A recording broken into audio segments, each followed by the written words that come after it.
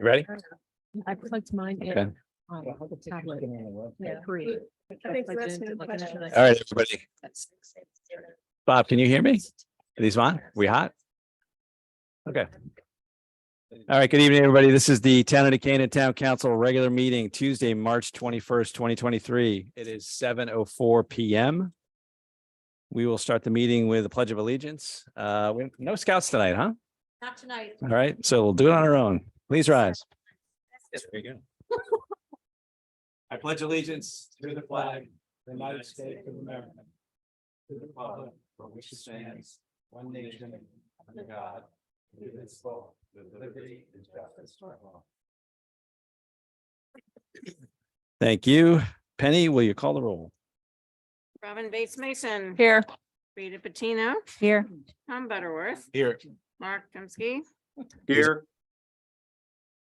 Oh, hi, how are you? Sorry. Hi, Penny. Steve Carl. Here. Luke Kaufman. Here. Mike Morrow. On his way. Maria We'll be Naughton. here. Here. Kimberly Norton. Here. Hillary Orman. Here. Christina Ross. Here. Penny Young here. At 11. All right, we have a quorum. Thank you very much, Penny. Happy spring, everybody. Everybody seems like they have a spring in their step today. All right, public comments. Members of the public are welcome to speak to the Town Council on agenda topics scheduled for review and or vote. Speakers are requested to provide their name and street address. Comments will be limited to 2 to 3 minutes, subject to the total number of speakers. Would anybody from the public like to address the council? None in the room. Bob, you got anything on Zoom? All right, thank you very much. All right, and moving on, item number 3, budget review. We are obviously hot in the middle of this budget cycle and season. We're going to review and discuss proposed town budget for fiscal 2024, including the 4 items tonight. First up is the library. And welcome, Lisa. And we have board members here. We have treasurer here. We have everybody here.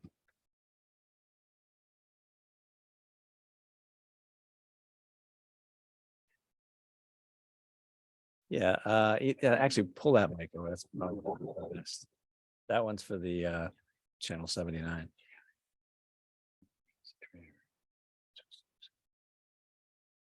It's not on tells.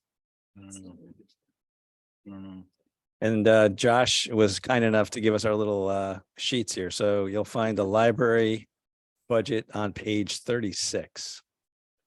This is a high-tech grid. Josh. Well done.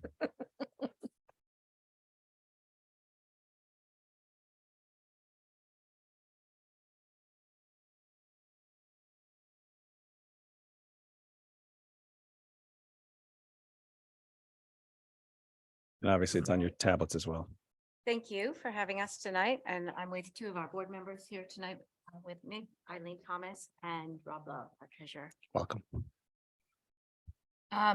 So since we were here in Town Hall a month ago, a lot has happened at the library.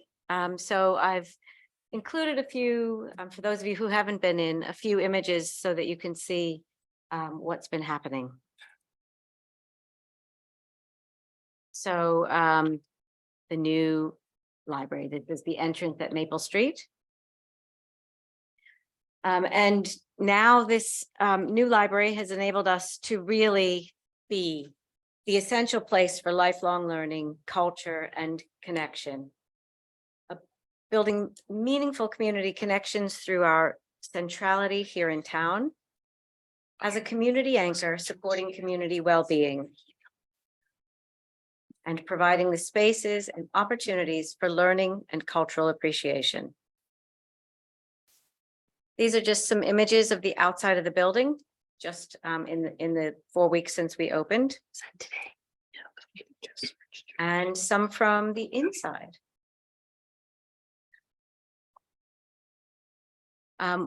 We really want to say thank you on behalf of the entire community. We are so grateful, and the community is so grateful for this incredible new space. And obviously, we could not have done it without the great partnership of the town of New Canaan.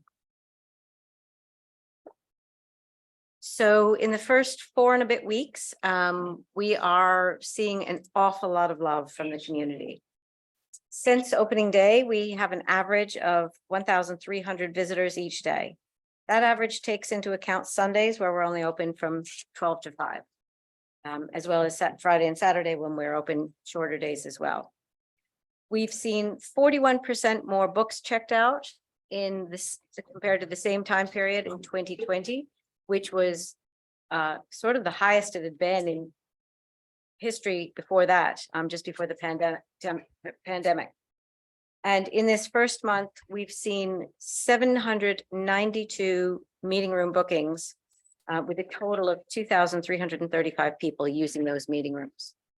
So it's a very, very busy place, but I think what is most exciting is the constant commentary we're getting from people just saying, thank you, thank you, thank you. This is so wonderful. It is so wonderful for us and for our children.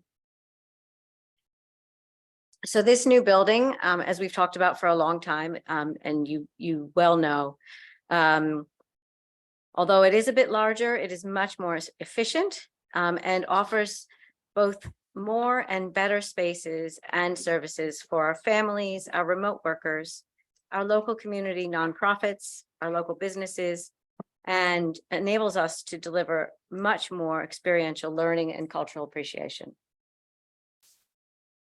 Library leadership works hard to provide sufficient resource to enable all the excellent services to the community, activating local philanthropy and working well with local partners to ensure excellent human resource, infrastructure, and community collaboration. So getting on to the budget elements. First, we'll look at the income side.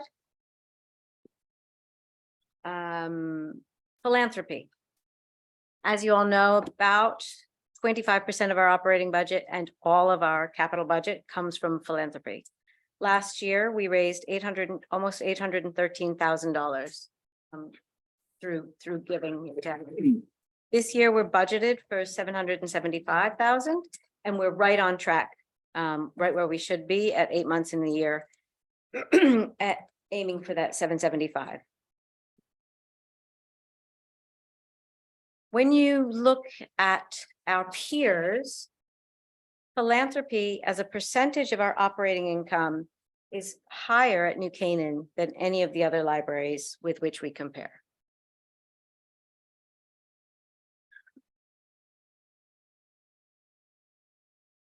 In addition, we have some other income that is not from the town, library generated income, so fines, room bookings, other miscellaneous income that we get that isn't philanthropy or the town.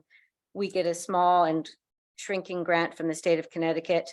And every year we have a little bit of cash that comes in from a variety of different things that we hadn't expected. As with last year, we've indexed the grant request and the last several years of grants to the CPI. And you can see here that whereas last year we were getting close with the grant request, this year we're moving a little bit away, and that's obviously this inflationary environment that we're operating in. As you can see from your booklets, the actual grant request is 2683880 for this year's grant. When we look at the town grant as a percentage of our income, it's obviously almost the inverse of the philanthropy as part of income. But again, you can see that whereas with philanthropy, we are raising the most amount of money with the town grant amongst our peers. We're really all in a pack here. We're down the one end, but there's not a huge amount.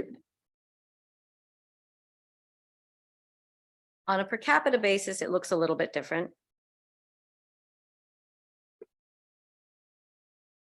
And when we look at the town grant as a percentage of the municipal revenue, it looks a bit different again. On to expenses.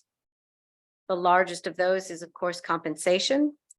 And here again, we've indexed to the New England Wage Index going back to 2019 as year zero. And we're tracking along behind the CPI and the wage index, but at about the same pace.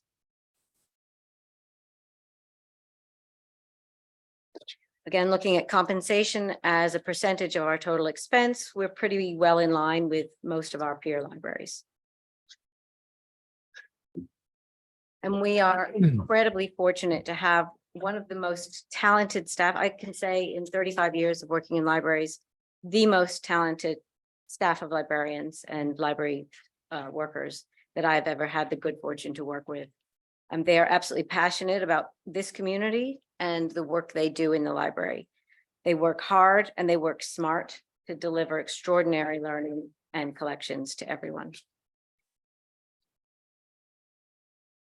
The other big expense tends to be infrastructure. You'll see the dip in 2020. We were closed for 4 months. So obviously we had a lot lower expenses that year. And then we anticipate obviously going into the next year. We have more grounds to keep.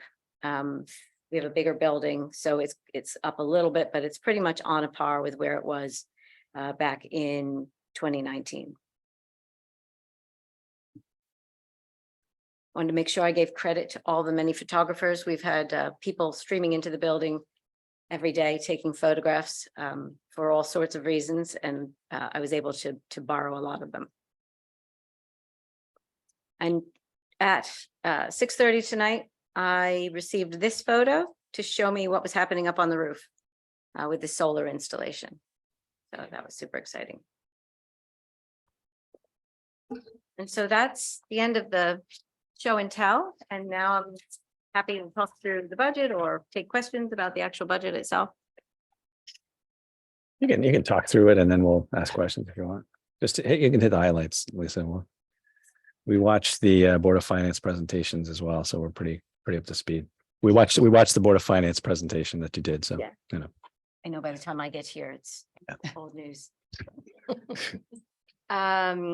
So as I said, the biggest part of this is compensation. And within compensation, we have our 403B match. So that's the pension since 2011. The old town pension scheme, all library employees had been before 2011 entitled to be part of that. In 2011, that was changed and the library began to take responsibility for the 403B. So naturally, over time, as we've had more and more retirements and we take on more and more new younger staff, we've hit in the last 2 years. Probably, I think we have 2 staff still remaining or 3 from the days of the old pension. So we've now got everybody onto ours, which has just created a little spike here because we had quite a few retirements in the last couple of years. That's a big one. The collections we've held pretty much where they were. Yeah, flat, in fact. Programs. We're up a bit, not as high as we were a few years ago, but higher than we've been during these COVID years. IT, we're down a bit. Part of that is this entire budget has really been reworked to make much more sense on a go-forward basis. We were using a template that was really very outdated in terms of the way things were allocated. So I worked and with Josh here in town to just really get it looking much more sensible in terms of where everything is in a much more logical way. And then you can see for 22 and 23, reworked all of those budgets. So it was the same format. So you have some historical context as well that matches line for line. I think those are all the big items. But if there's anything anyone wants to. All right, so questions for Lisa? Anybody have questions on operating or new building, Kim? I have a question. Hi, I was curious to know how many, if more staff has been added to the library staff More staff than what? than, I don't know, in this year Within this year, or the year before. I didn't. So since pre-COVID, no, we're at the same rates we've always been at. So with the new library, there's not new staff that's been added? Nope, we're always hiring because we're losing people, but the total head count is about the same. We have about 24 full-time equivalent, full-time staff, Mhm. and around 30 full-time equivalents. That's been the same as long as I've been here. Okay, great. Had there been any newly created positions since you've been opened? Or- No, Okay, thank you. Yeah, one of the things that we had asked about with the new building was the janitorial side of it, because it's a bigger building, more glass, more places to clean. Can you comment on, that's probably gonna, probably over the next year or two, we'll see an increase in that. so we lost our cleaner this week. Oh, no. Yeah. And in the short term, because we need to clean the building, we're actually going to get a contract cleaner. And so we have contract cleaners, and we also had a part-time cleaner on staff. The cleaner on staff left. And because of the labor shortages that we're seeing, and wanting to make sure we have somebody as quickly as we can, we're going to at least start with a short-term contract with a contract cleaning company. And if that goes really well, we'll stick with that, and we won't go back to having a staff. Rita? First of all, I just want to compliment, I know you've gotten a million compliments from us. It's fabulous facility. And I was actually there for a business meeting this morning in the McLaughlin room. And I noticed you do have staff for the business center. Is that like a self-sustaining, like a separate, because there's revenues involved in that? There is no staff in the business center. Oh, are those volunteers? No, Oh. I mean, it's self-service. Oh, I'm sorry. We had a really nice gentleman help us with our. That's just New Canaan, okay? I'm like, did he just walk up and help us? No, he was like behind a desk. The reference librarian that works right next to there. I mean, it doesn't, I'm not meaning to detract from this in any way. It was lovely. It was a great experience. And I think it's an opportunity for revenue. Because the reference librarians Yeah. are right next to that space, Got it. specifically so they can help people if they need Well, help. he was lovely and he really was helpful. So, I have a good idea who it was then, and I will make sure to let them know. yeah, no, I mean, I'm actually really surprised that given the big, it's a bigger place and there's I feel like there's more services, and it didn't feel like it was lacking any, like you were lacking any help at all. So I was actually also surprised at the modest increases. Like I'm actually really surprised at this budget. I thought the experience was great. I think it's a great opportunity for businesses to come in and to be able to either rent or borrow some of those smaller rooms. And I think it's an opportunity for great revenue too, or a good revenue See that source. revenue line Yep. up in the income part. Yeah. We have expanded that in this next year. Yeah. Expecting that to go up. Got it. I'll piggyback on Rita's comments. I actually had the same exact comments I mean, That guy helped you too? he did not. But I think the library is absolutely fantastic. I brought my entire family there. The service and quality of people that are helping you are bar none. So that being said, I find it almost perplexing that given I've been to the old library, which was, I don't know, a lot smaller. Okay, and he's on record. And the service was the same, but at the new libraries, I'm blown away. Could not speak more highly of it, but I'm shocked that the line item hasn't changed.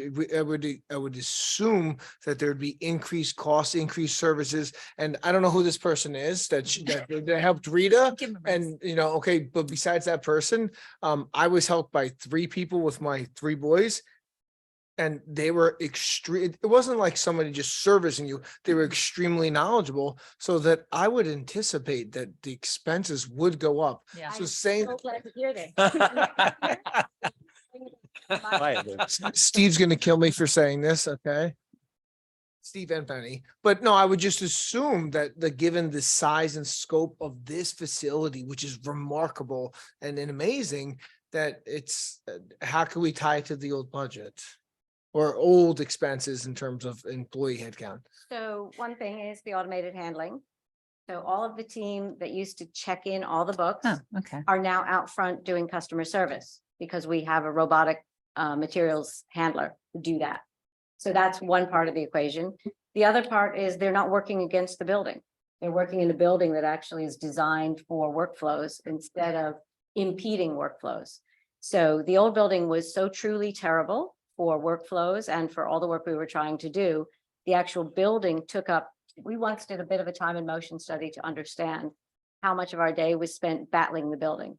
And it was something between 10 and 20%, depending on the day, just with competing with each other for resources, physical space in the building.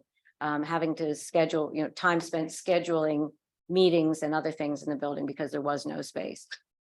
Leaking roofs, moving out of the way, moving desks all the time to get out from under leaks. I mean, it was really bad in the old building. I don't want you to feel that these questions or comments are questioning the library. It's giving you the platform to showcase exactly what you just said, is that the old one, we were backing into the building. This is, we're leveraging the platform that was built to support what we're doing here. That's exactly right. That's exactly right. I mean, everything about this building is so intentional, not just to be a great place for the community to experience, but to enable the team to deliver these services.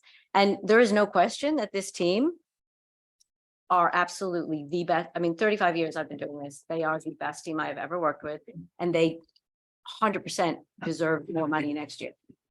They are run off their feet every single day in that space. What you all have seen is it's all day, every day. And they do it with a smile and good grace. Not everybody's cheerful that comes in, believe it or not. And they just smile and deliver excellence at every single point.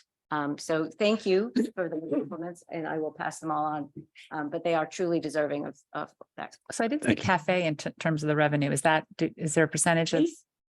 It's Lease in the income Leases. side, okay, got it. Rentals and leases. rental for the rooms and lease. Lease it's for all the in that cafe. one line. Got it. Thank you. Lisa, first of all, the library is a game changer for the town. It's super awesome. I love going there.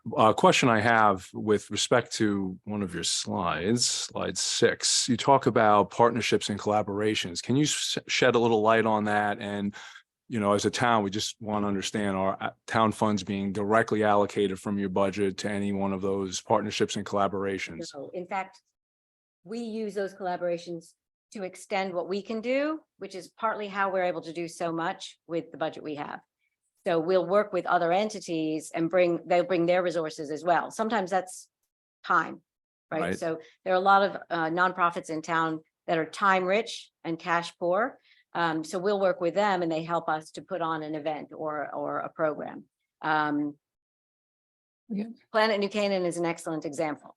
They don't bring cash generally, but they bring ideas and staff. We're paying for the speakers tomorrow night. Tomorrow night, they're Yes. bringing cash. There we go. So, yeah, so I wasn't part of that.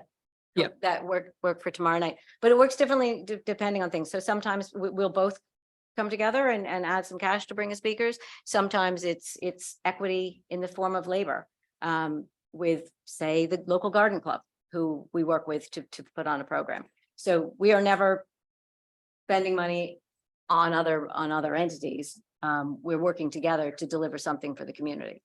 Right. How does that decision process get made in terms of whether, maybe I misunderstood you, but did you say the library will bring cash to pay for a speaker, or did I not hear that correctly? So sometimes, believe it or not, of the hundreds of speakers we have, some of them expect to be paid. So we Of course. pay. And so often we do that on our own. We'll decide that that's something that the community would be interested in. And if the person expects or requires an honorarium, we have a budget for that. That's the program's budget. But sometimes we'll expect that there's another entity in town that has, for CARES, for example, New Canaan CARES. Obviously, 50% of our business is families with children under 18. So we partner with CARES an awful lot, where we might both think that a particular speaker is of interest to the community. So we might both put in half the money to get a speaker. So it reduces our financial burden, and then we'll host it at the library.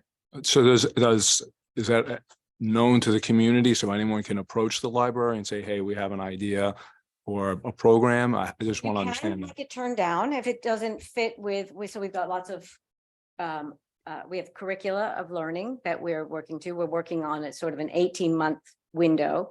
But most all the nonprofits in town know us to be a really great partner and will come to us and say, hey, would you be interested in developing a program or a series or something on topic XYZ? And if it fits with something that we're already thinking we perceive there to be an audience for, then we absolutely will. What we're not that interested in doing is being other people's marketing agent. That sometimes happens. We're not really there for that. But if we get invited early on, hey, we think that vaping, for example, is a topic which parents will be really interested in. We can get this person X, they're a specialist in this area of adolescent medicine. Would you like to work with us on that? And we work with them from the beginning, then we'll often partner like that. I don't know what percentage of all our programs are done with partnerships, but we've been working to develop those over the years because it's also a great way for us to leverage the library for the whole community, both with our, with our spaces and our labor. Thanks. Great. I had a follow-up question. Yep. In light of Mike's question, I just have a question about something that these affinity groups that are being held at the library. I was wondering if you talk a little bit more about those. And I think there was one called Social Justice for Adults and Children. I was just curious to know, in light of Mike's question, how the community is involved and how that works. That's one that is hosted at the library, although not led by the library. And I think that developed about 3 or 4 years ago with a large group of nonprofits around town who all were interested in understanding more about that area of their work. And so we had space. That's often we are hosting people with our space. In the case of the affinity groups, we usually have 1 or 2 staff people that also go to those meetings. I don't participate, so I am not the authority on that particular one. There's another affinity group that's recently started at the request when we were doing our strategic planning. We did a lot of focus groups with people from all over town in other nonprofits, as well as just members of the community. And it was a specific and repeated request that we convene places for people to talk about different issues. So there's an intention for there to be a culture and heritage affinity group, and also an nature and environment one. And so one of the great benefits is that people aren't competing for the same resource. So for example, when people come to a meeting and it turns out that various different organizations were all planning to do something very similar at the same time, instead of each of them doing their own thing, it provides an opportunity to find that out early enough to collaborate rather than to compete. Thank you. So the social justice group, could you talk a little bit about that? I don't really know what Not that really, means. because I'm not part of it. We host it. It's people from all over town. I don't know all the different groups.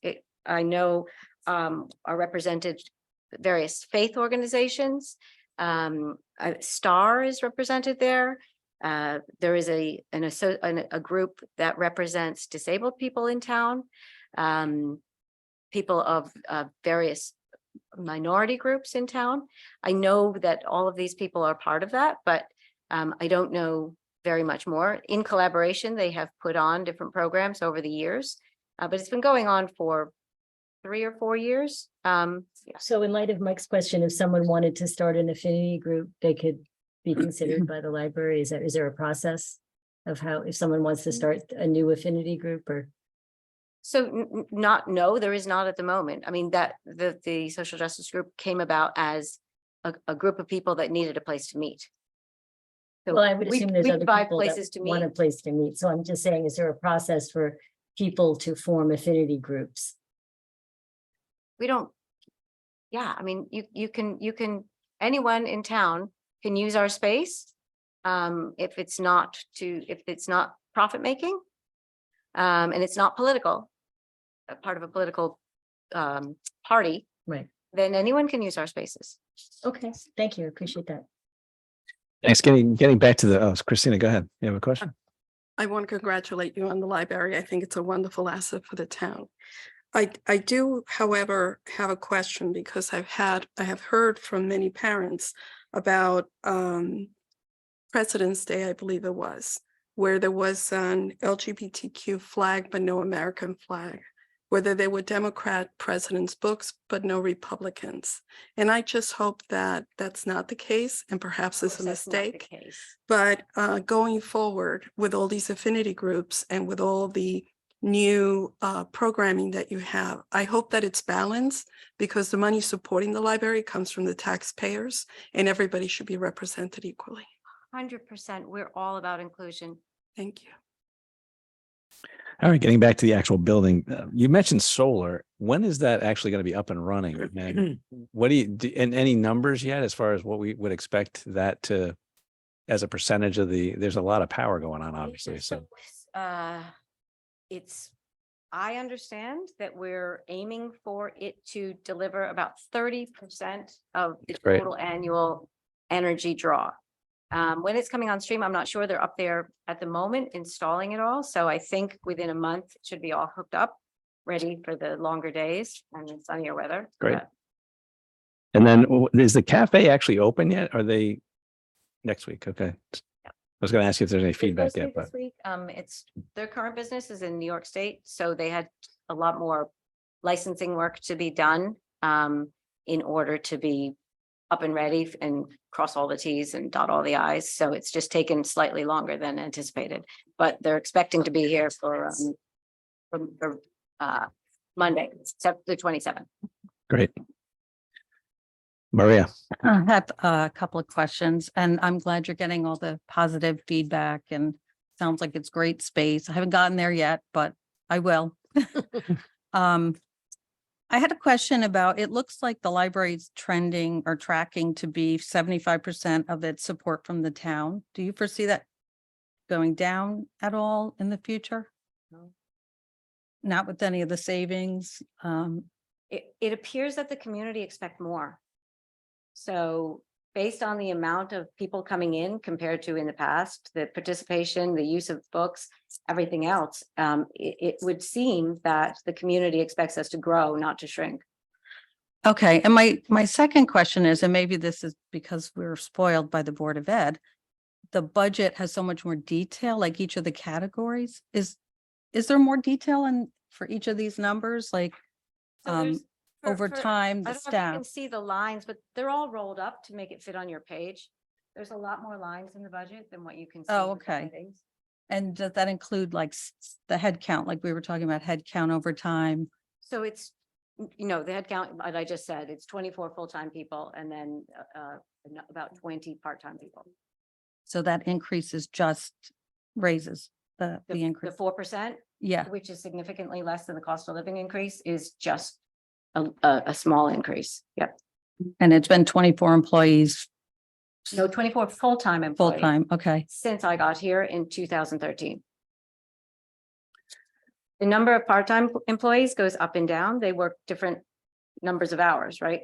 Part-time can be anything up to 29 hours by Connecticut state law. So it could be a 5-hour person, it could be a 29-hour person. So that number of how many part-time employees is really meaningless. It's the full-time equivalent number that I think is the one that you should be comparing, and that stays right around 29 to 31 and has done for the last 10 years. Thank you. thanks, Maria. If you need more detail, I'm sure we can get all the detail if you need it. I mean, that's, I would like Josh to add a couple of lines and make it more detailed, please. fine. Thank Can you. you get it for this year, though? The detail? Thank you. Thanks. I have it on my screen with every line open. I can show you up on the screen if you want. Could you email it to us? Could I email it to you? Sure. Or Josh can email it too. Do you have it too, Yeah. Josh? Yeah. Okay. Do you have codes like the Board of Ed? Like, do you book it to certain codes I don't You're- know what you mean. as far as accounting practices? No. But probably not the same. I'm as just Board of wondering Ed. how it's how they, can you guys explain? The Board of Ed? Sorry? Right, does the library have, I mean, I'm thinking this is sort of like a mini school for adults. And I'm thinking of it the same way, like how do we dig into what we're funding? Just a thought. Well, I think it has to be self-explanatory when we see the list as Right. to what items are being Okay, discussed, and then we can ask more questions. okay. So can you see there? Um, Yeah, that's the kind, it's every category will have the broader. so in the pale green is this year. The far left gives you each, so I don't know what you mean by codes, but under infrastructure, we've got parking, the town sewer tax, the WAN charges these are all things we pay back to town. And that gives us a subtotal for infrastructure and building grounds and maintenance, cleaning services, custodial supplies, energy, refuse, water. And so do we see this anywhere in our budget book No. over time? Okay, Yes, you see all the headings. the headings, I understand, They're but all it's rolled the up. they're So rolled all up of- because like we should see savings down the road in the energy costs, right? When we have the solar panels. So I'm just wondering how we dig in if we don't actually see, we only see pretty much the rolled up amounts. So Right. as a town council, I'm just wondering if that's something we should be seeing. I think Josh can roll it Yeah, out. I mean, I've actually seen that kind of a budget. Mhm. And it has kind of detail that I think would be interesting, just for instance, in your, this one category, digital books, teens, children, adults, so that we understand where your focus efforts, are being placed. And it's just, an information database for us that we actually have never had before. It's always just been, big categories. So you get what you ask for at town, right? So Yeah, obviously a much, so I work with the town Department of Finance. And they formulate it for your books, right? Right. So And so we're officially asking for more detail. okay. So, yeah, so traditionally, So it's just Yeah. not getting it. yeah, so traditionally, the way that we've worked, like, I'll compare this to, for instance, like the Park and Rec budget. Where they have a broad budget of, they've got everything, power, they've got all their own little categories. Our liaisons meet with Park and Rec and they drill into all those different categories. So the drilling usually goes on in those liaison meetings, all the Q&A. And then when the main budgets come to us, usually we're at this stage rather than the drilling stage. So that's the way we've traditionally done it. So and we do meet with our Board of Finance liaisons multiple times during the year, and we have had sometimes liaisons from town council. yeah, so we should, we have the liaison. So hopefully we can get back to meeting early on. But Hillary. here on the screen, just for digital books, you can see those numbers right there. Yeah.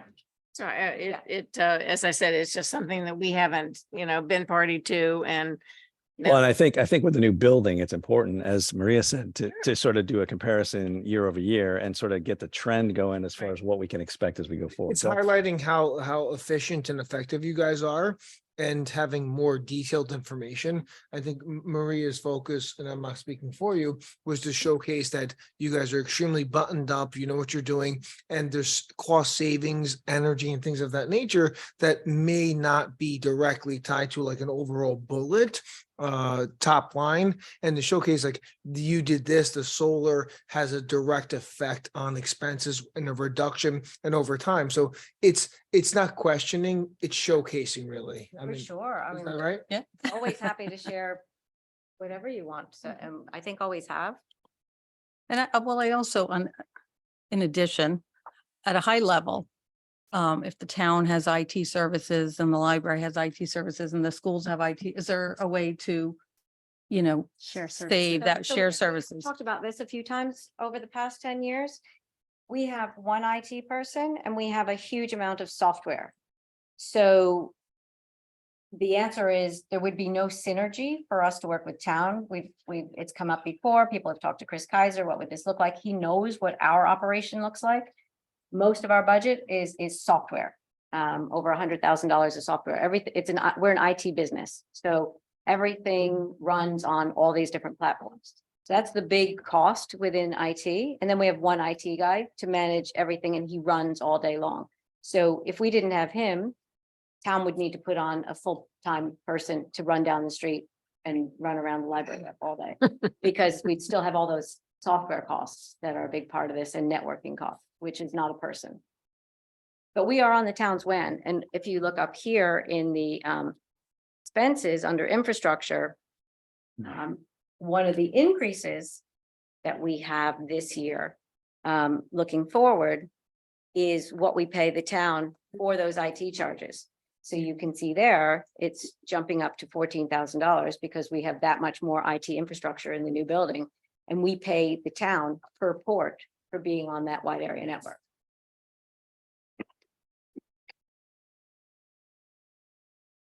Okay, Hillary, we Oh, got to wrap this up. I so know, thanks. which is why, that's what I was gonna say. I just want to clarify a couple of points to address what Kim had asked and what Christina had asked. I happen to spend almost every afternoon at the library with my kids. I get handwritten notes from them requesting to go. So I'm there quite a bit and I'm a parent that's there quite a bit. And my daughter has asked to write a report on somebody in the past. So we went to all the Who Am I books, and I can assure you that there are books about Republican and Democratic presidents.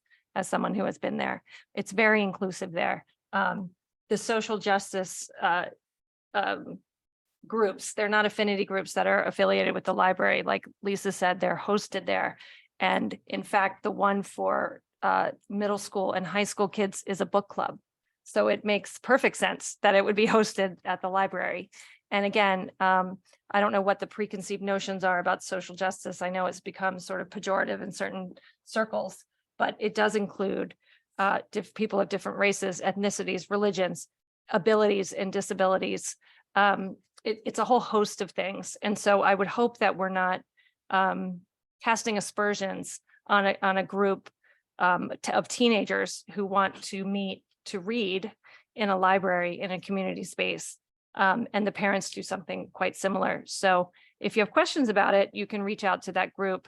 It's certainly not something that the library is doing. And this idea that our library, which is an amazing, amazing community space and gift to our community, is not inclusive. I just can't let that characterization stand. And so I'm going to say that I just want to end on that note. Now, I want to end on another note. I just want to clarify that there was no insinuation that the library is not inclusive. It's just a question of what is social justice and how is it defined There you go. in the library's affinity groups. So when you say there you go, it doesn't insinuate that It's not an inclusive. affinity group at the library. The question's been answered numerous times. Well, I've heard differently. Lisa has said one thing, fine. I just want to make sure that everyone that wants to form a group at the library can do it. And that's the definition of inclusivity. So there's no insinuation that there's anything negative about that. It's just something that other people have asked me, other constituents have asked me, other people in town have asked me. So I think it's better for Lisa to answer directly than it is for people to wonder. And you did that, Lisa. So thank you. But Hillary did not put words in my mouth. Thank you. I was actually responding to Christina, and I don't know why didn't you ask about the Garden Club affinity group? That is actually an affinity Lisa group. answered it. Okay, guys, we got to stay on topic here. We got a sorry, long Hillary. night. Got a long night here. I'm Let's not go. speaking to you. I was asking you a question and making a statement to the library, but I appreciate your comment. Thank you. All right, here we go. Lisa, on behalf of the town, congratulations. And we are so excited about your new space. And, you know, we would love to get over there and have a meeting, but we can't because we need to be on TV all the time. So we'll just have to come visit you. So I'll just say it's not my space. We built this for this community. It is everyone's space. It is inclusive in every sense of the word. Every single person is welcome. Back to the question from Christina. We buy pretty much any book that anyone in town asks for. We make sure that there's always a bit of book budget available so that if we miss it when it's first published, and somebody wants it, we make sure we get it. Is the American flag up in the library? I beg your pardon? Is the American flag hanging in the library? It was carried over. It's on a pole sitting in the auditorium. I said a pledge of allegiance to it earlier today. Okay. So So I can answer the question that was asked of me by the taxpayers. Thank they you. could also walk into the library.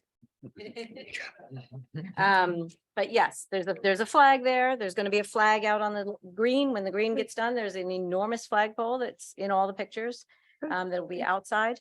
And the books, what I usually say to people who are looking for a book that they can't find, and they make an assumption that we don't have it, it's usually out to someone else. And so if it's out to someone else, it's not on the shelf and you just have to reserve it. And if we don't have it, we'll buy pretty much anything that anybody in this community is looking for. If it's in print and it's, fit. So, Thank you. Thanks again, Lisa. Thank you, Lisa. Thank you guys as well. Thanks for coming out. Appreciate it. All right, next up, we have general government. Josh and Ann, come on up.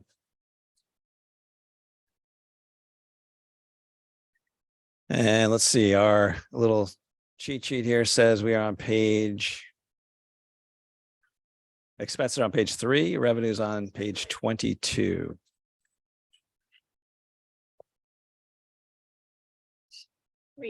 Page 3. General fund. You guys don't have a PowerPoint? I'm joking. Wait, why isn't that changed? I did stop for sure. You're just gonna give us a bunch of numbers. Oh, Yeah, I'm waiting for them to catch up. there you Okay. go. This is why we need a tech upgrade. Yeah. All right, so this is the general government FY24 presentation. I'm gonna go through the expense sides for these departments first, and then the revenue, and then the very few capital items for general government. So on the expenditure side, starting with the first selectman. The first selectman's department is up 1.64%. That is due to the 2 lines, one being professional service research and planning, up 2.5K. This is used for transcription services, 2 in the prior year for WPCA and more expected in the upcoming year. Also a $2,000 increase in the meals and events line. This is bringing it closer to what the actuals have been for the past few years. This line is really used for recognition events, retirements, or 2 of the major employee events throughout the year. Any questions on the first selectman's budget? Those events for the employees have been very well received, so I'm happy to see a little increase there. We're always happy. It's modest. I have a question. I think I might know the answer to this question, but for economic development, I just see that it's it went from 15,000 up to 50. Can you just explain where that, I know that's part of TDAC. Is that all where does that go to? How is that?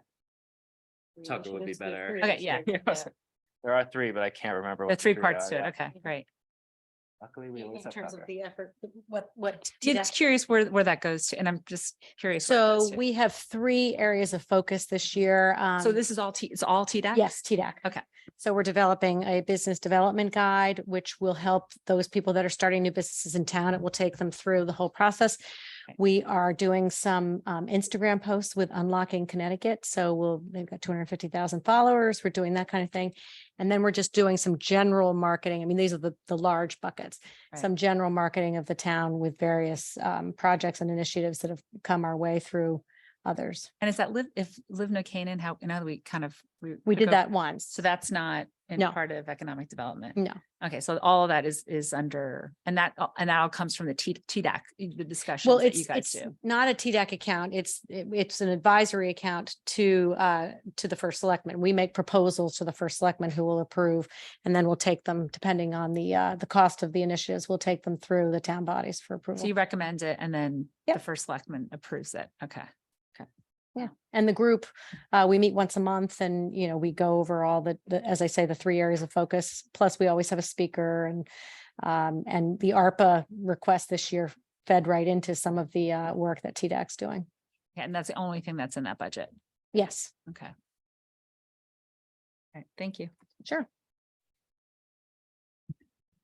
Just like. Okay. Moving on to the finance departments. Finance is up 9.7%.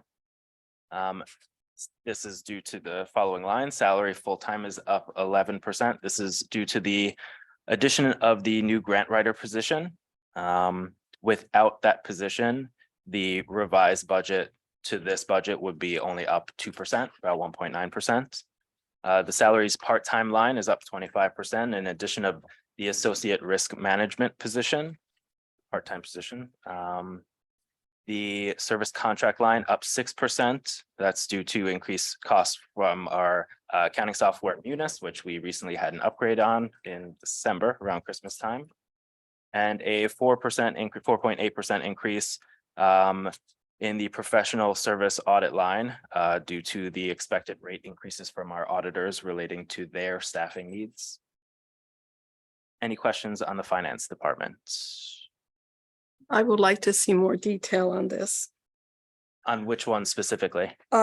Salaries, how many full-time employees and how many part-time are we talking about? So the salaries can be found on page 37 for finance. Okay.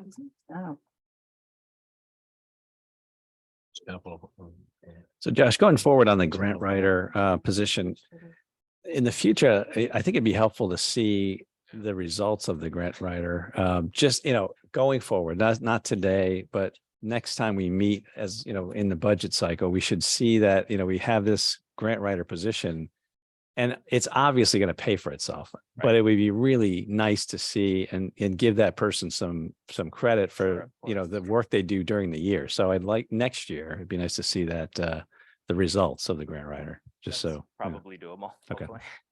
Well, hopefully it's Put that together. okay. Yeah. Thank you. It's a position that, it's a full-time position. We've seen some of those grants and the extensive nature of filling out all the paperwork. It's unbelievable. Yeah. It's a lot of work, but it's a necessary evil these days. I mean, we should be going out there and getting as much as we can. So. All right. Any questions on the detail there, Christina? Did you find it? Yes, I do, but I find it confusing that we have part on one page and then many pages later, more detail. It should all be together in one department. So as in the expense side and following shortly after the staffing for that department. Right. Might Well, that's why I gave you this cheat sheet. be a little tricky.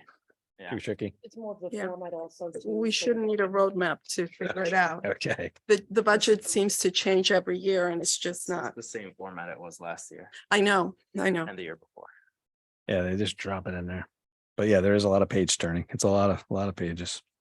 Any other questions on finance? On to the tax assessor's office. The tax assessor is up 3.7%.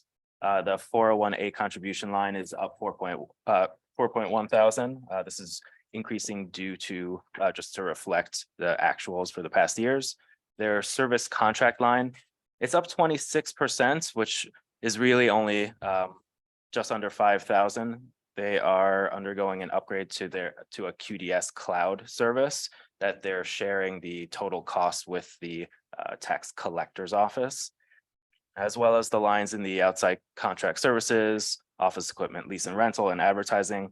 All those lines have very small increases due to the upcoming townwide reval. And while it's a 3.7% increase, it's really only just under 13,000 that's increasing year over year. What's costing $15,000 to $17,000 in postage? What are they doing over there? Yeah. For the revaluation, Mm. there's a lot of mailers that have to go out in that year. That it's only because of that, because in the previous years, it's when there wasn't a reval, it's still 15 to 18,000. Are they like using the postage stamp to get, the machine that gets the discount? I mean, The service contracts line, no, 1,800. postage, 1,800. 1,800. it's 18,000. Collector. Tax We're collector. expanding- Oh, tax collector. Oh, yeah, you're ahead. I jumped. Yeah, you're on a set. So excited. Get into that. Blew me out. Any questions on the assessor? Yeah, that's all set. On to the tax collector. Tax collector is up 4.8%. They have an increase of 13% to their salaries part-time. This represents a $1 per hour increase to their part-timer salary, which hasn't had an increase in a while.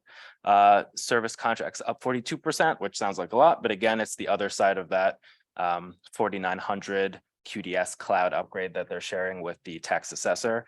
And postage is up 13% due to increased printing costs and just more accurately represents their actuals. And Anne can go into detail on why the collector has so many postage requirements. The postage in regards to their bills, they are required by statute, even though a lot of our bills are online, people get notice with Invoice Cloud. By statute, they still have to mail out a bill to every single person. Now, whether a person gets the bill or not, it's 12-130. Whether they get the bill or not, they're still required to mail it. So that incremental cost every year. And then our supplemental, we had a lot of supplementals come in this year. I think in 23, we went up 300,000 that we ended up bringing in revenue. So that was incremental in those bills when they finally came out. And Josh, there's an anomaly, if you roll back to the tax assessor, I was noticing that social security line is down in tax assessor, but it's up in finance, it's up in tax collector. Why in the tax assessor is that social security line going down? it's a good question. Why it's down 180. To be honest, I don't know exactly. It should be up a certain percentage of the increase in salary. Yeah. My social security was calculated off of the social security and Medicare percentage that does come out of the expected salary. Yeah. To be honest, I'm not sure how that number was calculated last year. But this is what the number should be, whether it's up or down, this is the right one. Okay. We Just- did have we had a changeover in staff, so year over year, their starting point came in a little less on a salary bid. With to change it, the Josh and HR this year went position by position to really try and calculate that social security versus kind of an estimate of like, let's just take, 2% of the raises are going up, let's do it incremental to that. They went through and there had been a change, I think it was last year. Yep. In the staffing, and that's why you see the incremental cost for the defined. Yep, the 401A. Yep. Because some people retired, they came off the pension and we hired people now that are on the defined contribution. So there's been those changes. No, I was just wondering because the assessor's office, that's so small, but it's expected to go up a little bit, but I'm sure you dove in there. So good. That answers that. Any other questions on the collector? Nope. So on to legal. Legal, we're budgeting 400,000. Last year's budget was 250,000, which represented a reduction from the normally budgeted 300,000. This increases now to bring this in line with expected costs back to where they were. And we also have a expected charter revision in FY24. So that adds to those expected legal costs. Why, if I may, why would you increase it to 400,000 and not bring it to 300? So I Because think we had brought it to 300 or 350. I think we brought it to 350 and then we put that extra 50,000 in there for the charter revision. I see. Ongoing. Okay. Do we think 400 is enough? Right. Gonna be my question. Yes. Okay, thank you. Well, what's the arrangement, Kevin? Is it? We're getting we have a retainer and then we also have an hourly. When was the hourly rate adjusted? Or what's the story with that? You have an $8,500 a month retainer for the everyday questions, and then they bill by projects. What's the hourly partner and associate? Oh, it's mostly land use, mostly the 830G.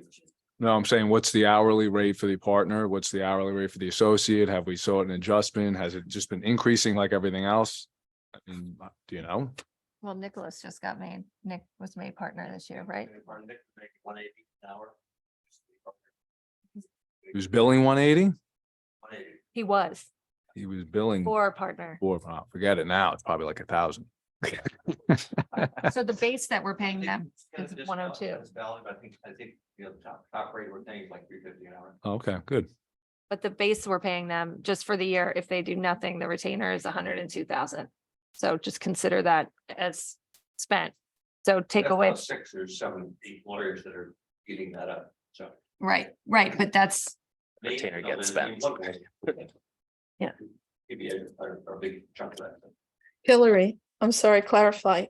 You said 102,000? The retainer, if we pay 8,500 a month for a retainer, Right. Yeah. times 12 Okay. is 102,000. Okay, I thought the retainer was higher than that. That's No, I why. think, didn't you just say it was 8,500 a month? 8,500. Yeah. Okay, thank you.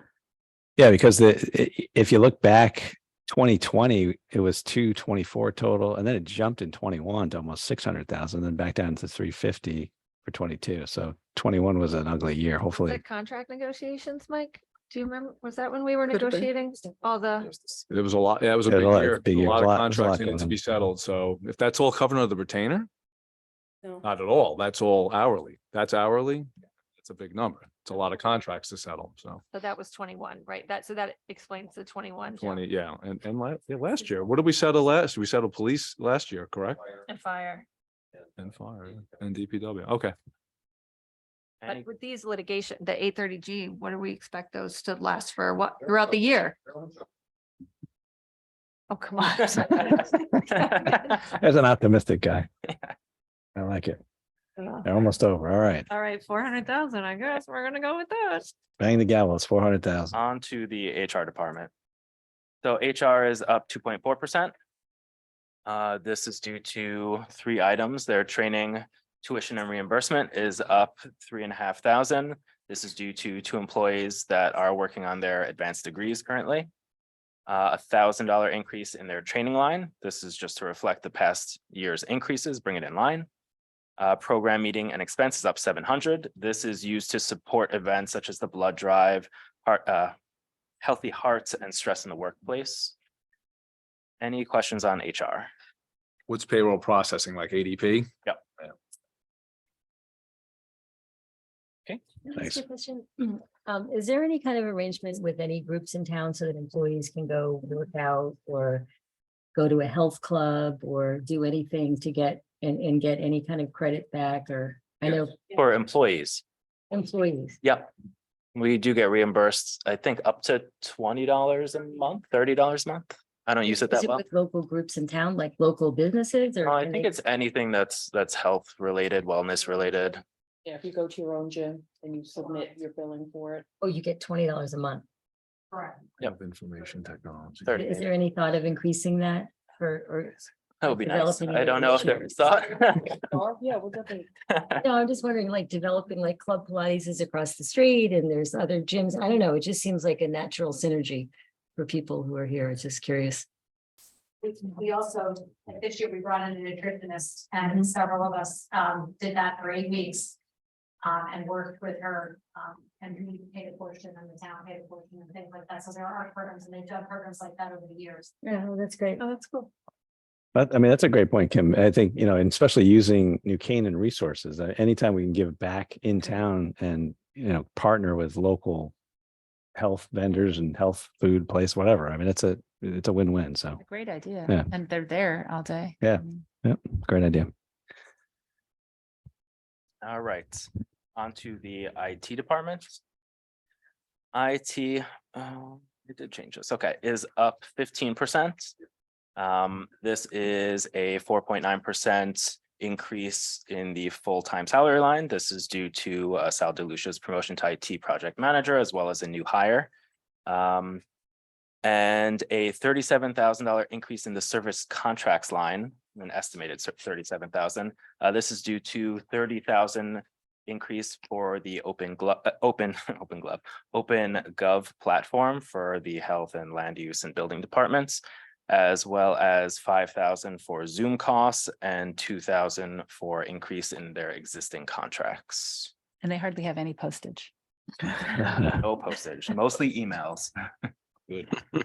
Very good. Any questions? Any Okay. questions? Good. On to the town clerk's department. Town clerk is up 4.5%. This is, so when you're looking at the PowerPoint, you'll see the department's making room for a full-time employee or transitioning 2 part-timers to a full-time. So you'll see a decrease in many salary lines and OT lines and professional services lines, and an increase in their full-time salary line. So full-time is up 27%, which is a net 30,000 increase from the below decreases. The salary part-time is down 38,000, OT is down 4,000, professional services 4.5 thousand. And office equipment leases down 1,700, and office supplies. Office is down 11,000, but this is not really a decrease. It's netted on the registrar's side.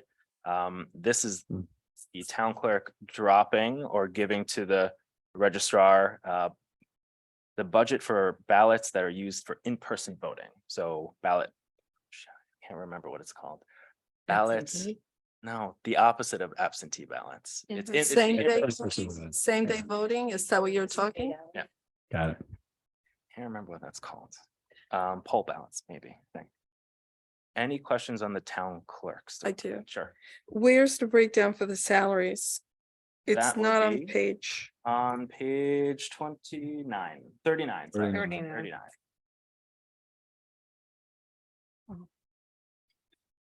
More flipping, Christina. Thank you. The town, is it, am I right? The town clerk's salary is going from 111 to 123. Yeah, so in terms of the salaries going forward, that's on our agenda for next Thursday. So we'll be discussing setting the salary going forward. This is I think a placeholder subject to change, I guess. Are we meeting this Thursday? No. No. No, Okay, the Thursday after Yeah. 30th. the 30th. Yeah. Okay. So they'll have that on our budget. It'll be a full discussion. So Okay. Any other questions for the town clerk? nope. To the registrar of voters. So the registrar's office is going up 14%. They have a small budget, so the $25,000 increase represents a 14%. And of that 25,000, 14,000 is in the salaries part-time. FY23 represented 6 months of their increased salary rate. FY24 represents the full year of that new rate. Their canvassing is down 6,500, adjusted to reflect historic trends. Postage is up 2,000, sorry. Also adjusted to reflect their historic trends. And their, like I had said, salaries, supplies office is up 11,000, taking the in-person voting ballots from the town clerk. Any questions? Yep. In terms of office copying and You're- not supplies, just office copying, are we using the Board of Ed system or their offices to do the copying? I don't think we do. I know we have occasionally in the past, but unless, Are we using an outside contractor? no, I think this is, well, I don't want to speak out of term, but I don't believe so. Are you looking at a specific line? No, you mentioned that copying and a couple of these budgets. Canvassing. Canvassing. Canvassing is not copying. No, supplies office, that's for the ballots, postage is Okay. postage. I don't know what their copying budget is. I don't think it's anything extraordinary. Okay, but we're not using in any of the departments an outside source to do copying. Outside of printing, like the annual comprehensive book, I don't think so. The tax assessor or the tax collector or anybody else?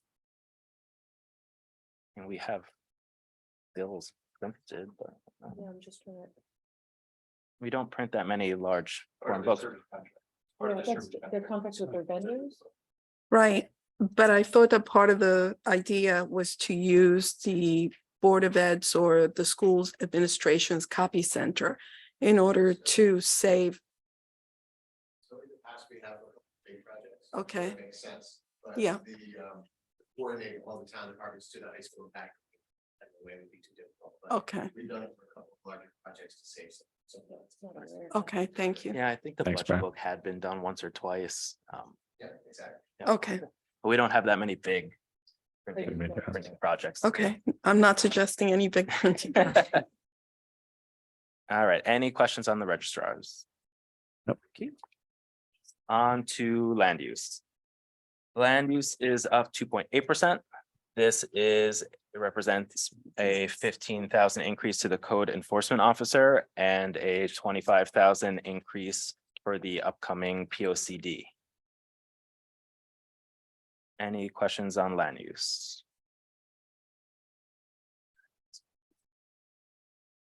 On to health insurance, pension and OPEB, and insurance, other insurance.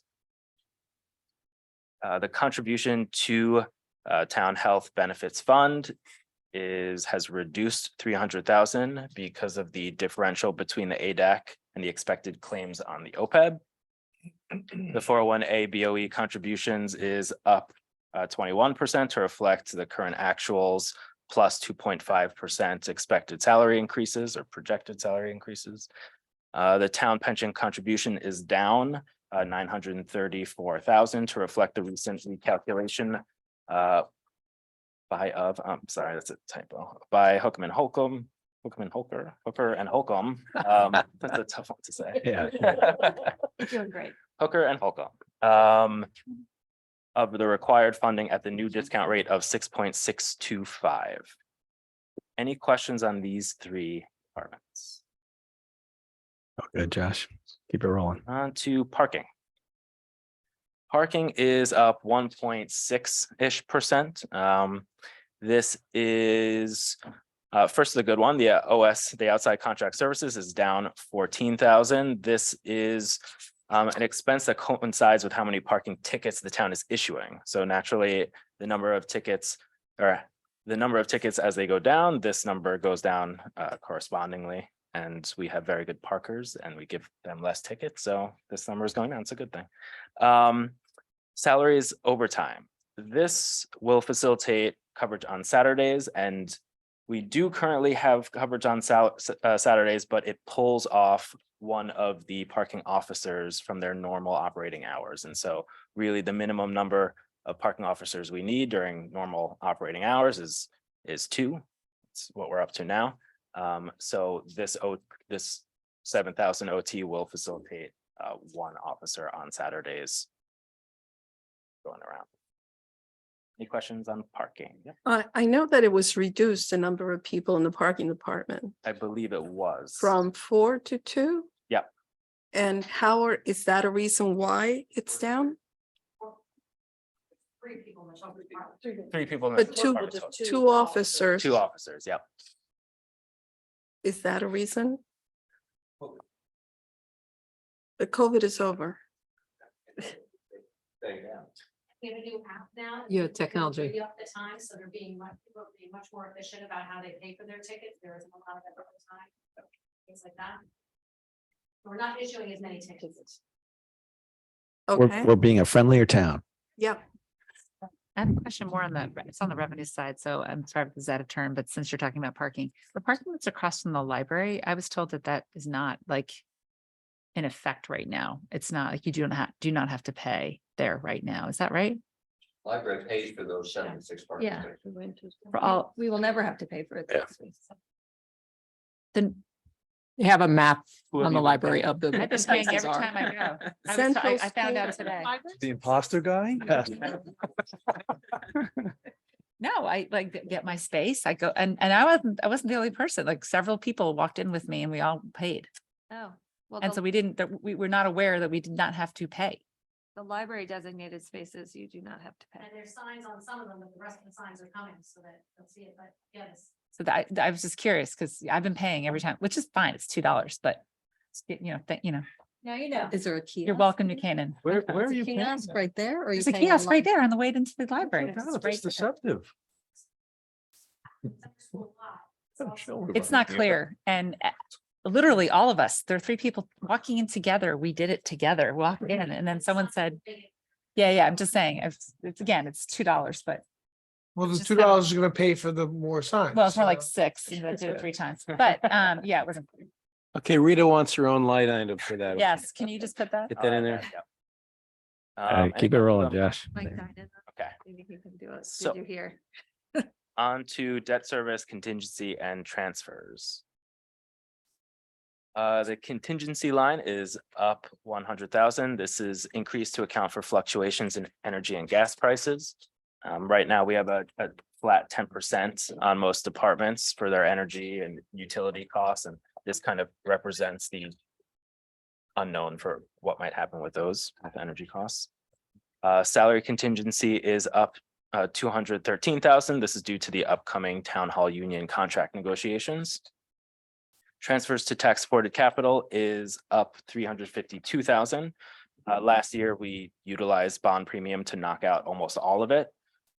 This year, we have 584,000, which is down from the kind of average yearly of about 2 million.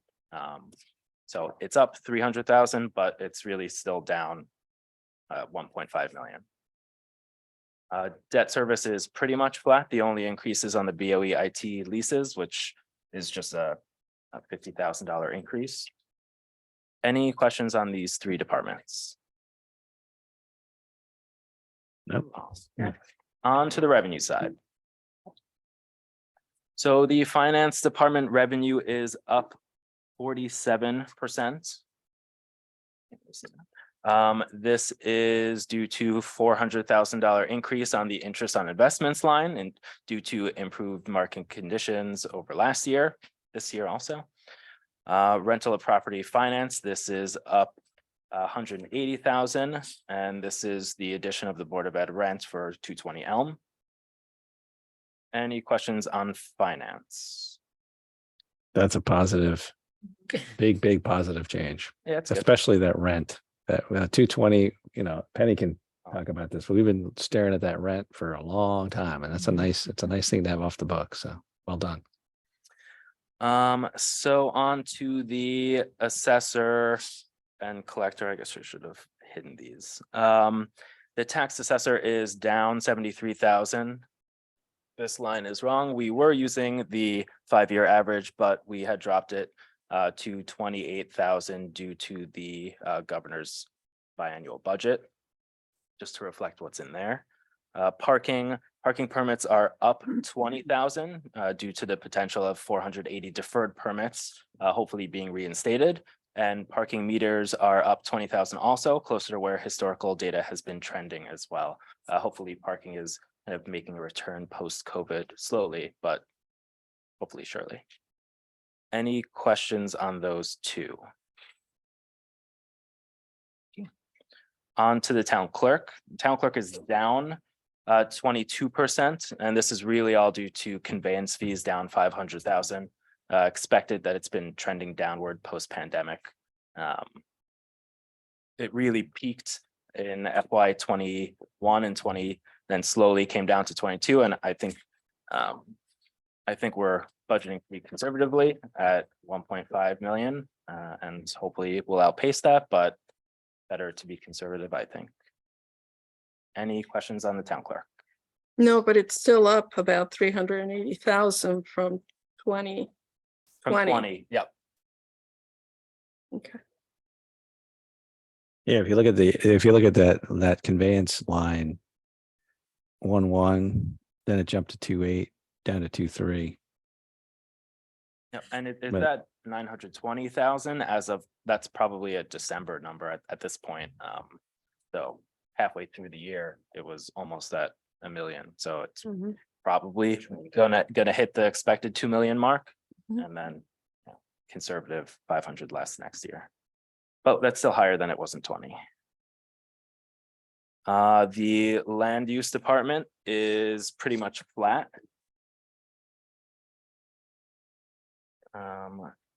That's it for revenue. If there are any questions in general on revenue or questions. No, thank you. Yep. Brian is not here, but I want to ask you. He's on.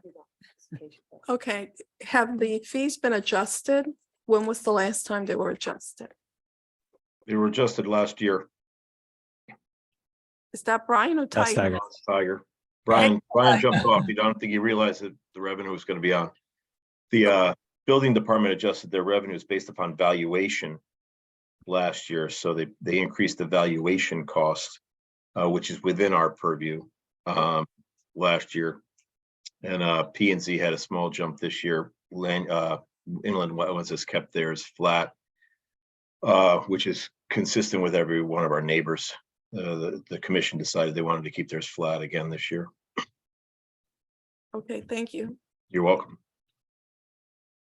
Okay, on to the very few capital projects in general government. The first being on the tax assessor's office has their 2023 townwide reval.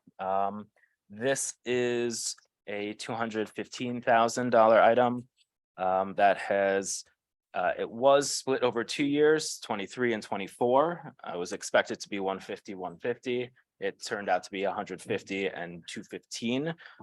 This increase is due to the increase just of the overall project, the staffing costs, the fact that it's a full scale townwide, 10-year townwide reval. Any Refresh my memory on that. You have bonded there. So we traditionally bond that item because it's a 10-year item. Over a 5-year payback period. Mhm. So then we do the statistical start again, so we do put it in under a 5-year payout. So it just doesn't seem like a hard item that you'd bond, but I guess it's Based on applicable. the fact that we say is tax supported capital is 50 and below. I mean, it's something they could look at for the levels of it. But just from the state of the 5-year, between we do the next statistical in that point and the dollar value of it. But traditionally, we've always bonded it. Yep. I just don't remember that. Okay, great. On to IT. IT has mostly their traditional line items, IT hardware, software, WAN, and a new item, which is cybersecurity mitigation. The IT hardware software, I believe, is 80,000 annually. This is up to 130,000 to reflect a one-time purchase of IT licenses for, I guess, Microsoft and Office 360 and so on. And then it returns back down to 80,000. The WAN hardware software is again 80,000, which occurs annually. And then a new item, cybersecurity mitigation, which is 40,000 now recurring annually as well, which is a requirement to have our town insured through Kerma. Any questions? Josh? No? Projects. Okay, Right. thank you very much. It That is it. Thank was you. almost 15 minutes, I guess. Was that? It's pretty close. Good Steve, toss can I in a ask couple. the one question? Yes, Maria. Thank you. That was really Sure. detailed. And I apologize to everyone if I wasn't clear about the codes and all that, but this is, will our library detail look similar to this? Will we have it like over time? You can have it, I mean, I can't speak for Lisa, but she does have it for at least the past couple years. So that, so the town doesn't have anything to do with that piece. That's really Our just accounting structure independent. is not related at all. On our side, it's really, we have one line item for them. It's just the contribution that we fund them. It's the 2 point some odd million. And I think we send it to them quarterly, if I'm not mistaken. We treat it as a grant versus the Mhm. salary levels. Yeah. So this is more something for the town council to decide how we want that level of detail for that $2 million. And I think Yeah. that's been asked for. I think instead of, and that's probably mostly on me, instead of trying to consolidate it onto one page, it's spread apart on two with a little more line item detail would probably be better. We can, she had it up there. We can disseminate that to the town Please. council Yeah. for this year, and next year build it into the actual book going forward. Well, for historical tracking and data, especially as we go into this new building, we're gonna want Right, that. it's So, tricky, you know. yeah.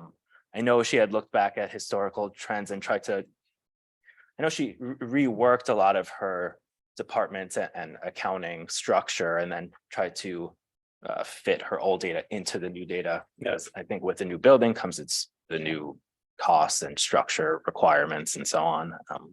I mean, not to make more work for our town workers, but maybe like buildings and grounds, maybe there's ways to.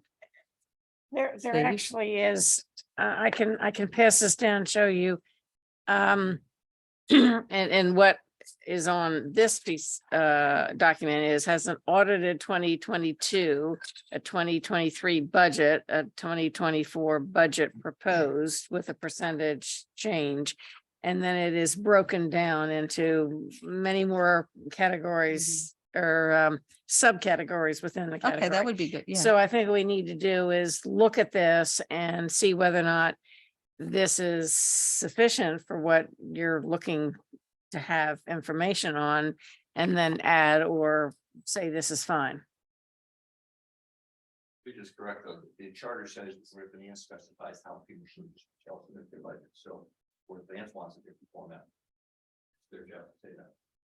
So we would just ask for information. Well, we can We request. wouldn't change what they're doing. We'll just ask. Yeah, additional Or- backup yeah. to the as you said tonight, you've got this is the consolidated version, but if you want a longer version, it's there because that's what goes into the consolidated version. So she's happy to provide that, I'm sure. But it's, I think from the town's perspective, it's good to have you should have that. I mean, you should have that as backup year after year. So you're going to want that, especially if you're ever audited or whatever. I mean, Well, that's a good point Yeah. too. Like, is the town obligated to understand what a grant is spent on, like other grants? Absolutely. There's, It's just like any other department, and we should audit them just like we do any other department in town. yeah, I mean, traditionally we've looked at all the line items and we've, it's always been that 75% contribution. And, it's It's varied. well, it's varied, but it goes back a long way It was as low as 60%. Yeah. Way back though. Yeah, I mean, so it's a public policy discussion and philosophy as to what it is we, the taxpayers, want to pay of the library's expenses. Yeah, and I mean, I think the town's always viewed it as much like with the Board of Ed, we allocate a certain amount of money and then they spend it the way they need to. I mean, it's to keep the library going. That's, kind of the way we look at it. Percentage has fluctuated. It has. I think 75 is probably the biggest percentage it's ever been. I don't think too many people would argue that we're getting a pretty good product though. And we're getting so much more. Yeah. Yeah, we're getting so Yeah. much more. Well, the question tonight was, are we giving enough? I mean, that was, but anyway, we're off track. We got to get the Board of Ed up here. Thank you very much, Josh. And thank you so much. Good night.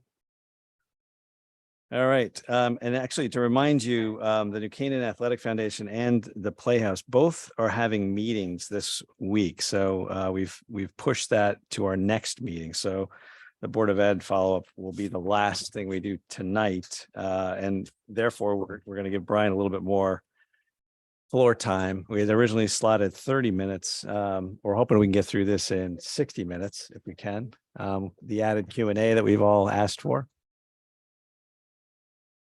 Brian's got a handout Thank you. Oh, my gosh. from their copy department. Dr. Love. As a good teacher. I'm excited. And I would also say, I would encourage you to stand and stretch. You've been sitting for 90 minutes. Thank you. And it's good for the brain to move every once in a while. I think you're right. I'm going to do that. Stand and stretch. Change Will the there brain. be a test or quiz following? I felt like I was taking a test. on that the last couple of days. Be on your toes, Dr. Lutzi. Oh. Wearing out my tap It's shoes. standing. All right. Have one, that's awesome. standing. That's all right. Luckily, I have the best team in the That would business. be great if this whole thing was. For individuals. All right. Well, welcome back. Thank you. Thank you for making some adjustment for us to give us the time to dig into some things here. I watched you last night, so I know you're on back-to-back nights. So, Career night tomorrow night too, 3 nights in a row. Wow. although there were no signups for the superintendent's room.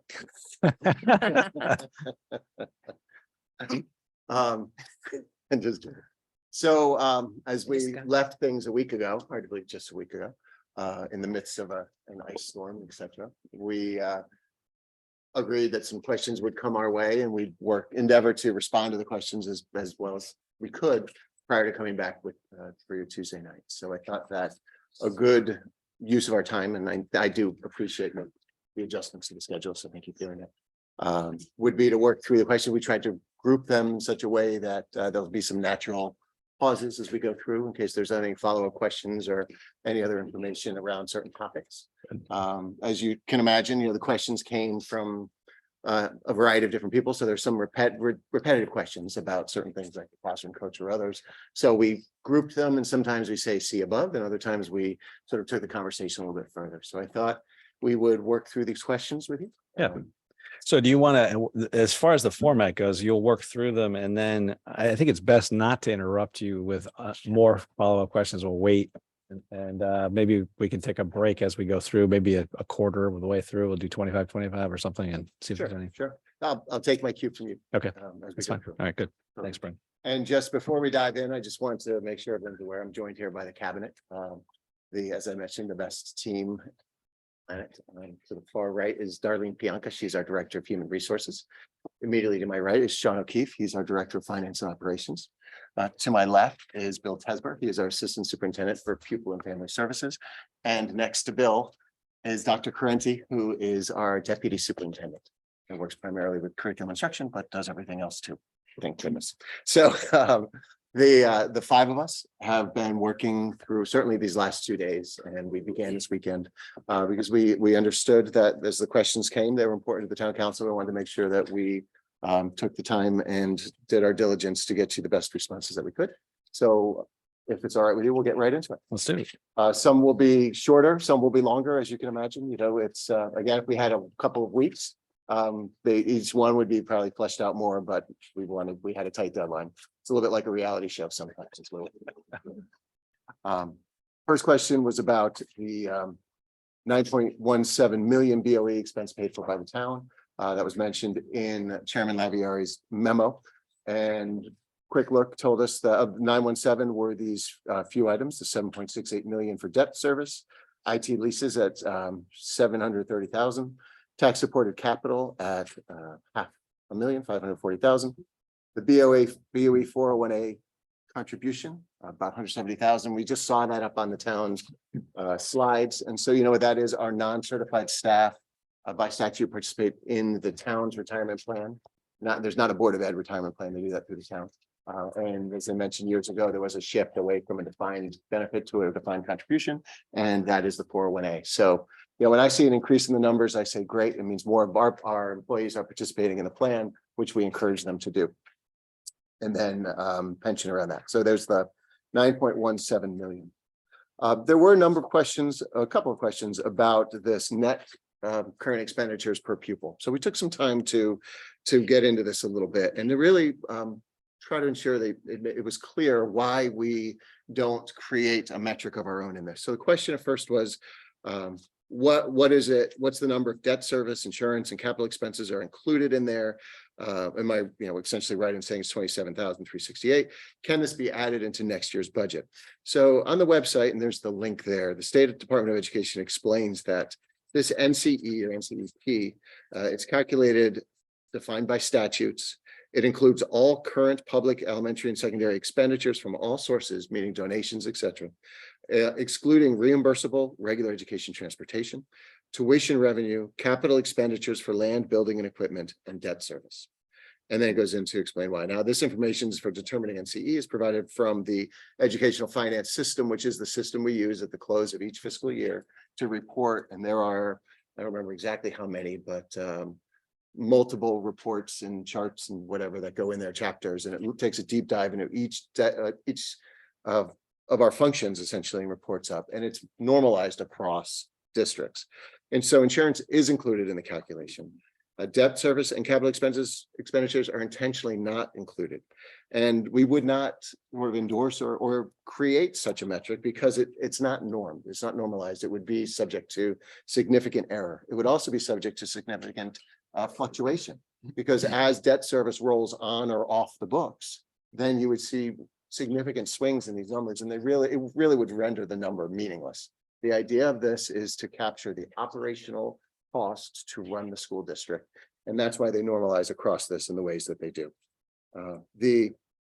In the question it said this was asked last year as well, and so we thought it might be helpful to include the response from last year below, which is similar. And you'll see last year we also included a little bit of history where we showed that in 2015, New Canaan's NCEP was 25th in the state, where Darien's was 32nd. And in 2021, we were 54th and Darien was 36th. So just to show some of that movement. A similar question about this calculation. And again, it's driven by statute, it's normalized, it's equalized across. And the purpose of it is to primarily to identify the threshold amount at which districts will be reimbursed for high cost special education students. It's 4.5 times this amount that then triggers the eligibility for reimbursement for high cost students. So it's a very carefully scrutinized number because there's significant funds on the line here. When we look back, so the question really was how, right? How? And it's a good question. How can we get the results we get and have 53 school districts spending more than we spend? And thank you for asking the question, right? It's an important question. To do a really deep dive around that would take some time, and we don't have the time to do that now. But we do believe, and we have seen, and I think we've shown that there are a couple of things that we've done and continue to do that have led us in this direction, because this didn't just happen overnight. And you can see even in 2015, we were 25th. So we've gone from that to where we are today, and we haven't removed a program. We didn't close a building. We haven't done anything, significantly that way. Plus, you've been watching budgets year in, year out. You haven't seen anything, that would mark such a sea change, right? So as we look at some of the things that we're doing, we do believe that the out-of-district placement costs, our transportation costs, our utilities costs, other operational costs that we've really been working hard to bring down are yielding benefits in this way. Additionally, when we started thinking about it and talking about it and analyzing a little bit, our structure is highly efficient. We have 3 large elementary schools. We have the largest middle school in the state, and we have our high school. And with our 5 buildings, other districts, other like districts may have more. They may have additional elementary schools that then come with the cost of operating the building. It comes with the cost of staffing the building, transportation needs, and other things like that. So a building is expensive to run. And there are many districts in the region that have more buildings than we do. Not all of them, but some do, as we look at the number of students. But in the question too, I just wanted to be sure that the town council knows that we're not underinvesting in our schools, right? I mean, that's an important dimension of this too. This is an outcome, right? This isn't an input. This is an outcome from the work that we're doing. This is not the goal. It's a part of, I think, a result of the work that we're doing. The goal is to continue to maintain a world-class educational experience for every child. And so we've made some strategic investments like our healthier start times, our alternative high school program, our newly forming literacy academy that we'll talk about a little bit, other things that we've done. So we continue to make strategic investments and essentially to fund what we support and to support what we fund as we're doing this. So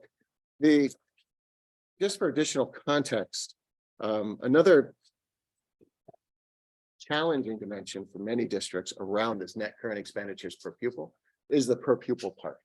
So when you look at some of the districts that spend the most per child, you're looking at some of the smallest districts in the state as well, right? So for example, district number 12, which is Bridgewater, Roxbury, Washington, Connecticut, they're combined into 12, but they've got about 1,000 students across their entire district.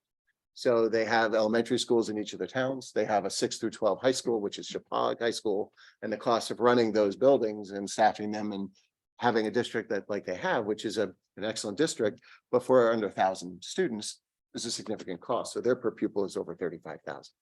Now, so as you go through, you see Canaan similarly, see North Canaan similarly, and then there's New Canaan. So of the 3 Canaans, we clearly are winning the day. But the far right column shows what additional funds would need to be added into our expenses if we were spending what these districts are spending per pupil. And we just sort of ran it all the way down, as you'll see. So you can pick whichever you like. And again, you could go across with Westport, number 30, it'd be $8.1 or so million higher if we were spending 24,000 plus per student instead of 22,000. Right. So again, this is a normalized, scrutinized metric, and we can look at the information and data any way we want. But what's beneficial about this is that it is governed by statute. It is pulled directly from the end of the year report, which is required for all school districts to do in the same way. There are audits that are performed on that work to be sure that it is usable for this purpose and others, and something that the entire state uses as a metric. So going up, and again, you can lots of numbers to take a look at and so play with. Right. So again, the smallest district, and this is why there has been some conversation statewide about changing the excess cost structure and the formula for eligibility. So if you have a child in Sharon, Connecticut, who's a high cost child, it's 4.5 times the 52,000 per child just to be eligible for reimbursement. on that child. And so that is, there are problems with that system. And there are groups that are working to try to figure out what's a better approach to it. But so that's the cost, given the demo, that system up there. So question number 4 gets us into the Literacy Academy. And the Literacy Academy, questions, it seems like a growing potential cost as more students are identified. How are students identified for the Academy? Are they already special education students with an IEP? If not, how many convert to special education students and how many students graduate and no longer need services? Don't special education teachers use the Orton Gillingham framework already? How is this program different? What are the metrics to study outcomes and Learning Academy projected cost over the next 5 years? This is important to know before approving additional funds this year. So instead of answering the 15 questions in the one, we did our best. Again, we wanted to share as much information as we could in a short period of time. So because it is so important just to share. The Literacy Academy is a strategic investment on behalf of our students. Research shows that the most effective interventions include identifying early and intervening intensely, which is the foundation of the Academy. So participants in the Literacy Academy are previously identified as special education students. They are identified prior to becoming eligible for the Academy. Entrance criteria based on standard scores from a comprehensive evaluation and/or missed literacy goal targets in a student's individualized education program, which is the IEP. As this is the first year of the program, exit criteria have been established as a starting point, and we're continuing to monitor student progress and we'll adjust those as the Academy continues. There may be 1 or 2 students eligible to move out. We don't know. We're going through this the first year. So we have a framework that we'll begin with. We've been training special education teachers in the Orton Gillingham method for approximately 10 years, and it continues to help all of our students across the board in our early ages. The Literacy Academy is different than a general education classroom, because it uses Orton Gillingham as a structured intervention following strict implementation guidelines and adhering with fidelity to the program in all of its facets. So components of the program are part of our scientific approach to reading instruction in the elementary ages, but all components of the program are used with fidelity to the program and the research that supports it for students that are in the Literacy Academy. And I guess it was about a couple of months ago, Bill and his team did a presentation to the Board of Education about the Literacy Academy. And if you'd like to learn more, I would really strongly urge you to watch that presentation. They showed a model lesson. They gave videos of the teacher working with children and really showed how the structure of the lessons, again, scientifically based and researched, builds those students' skills.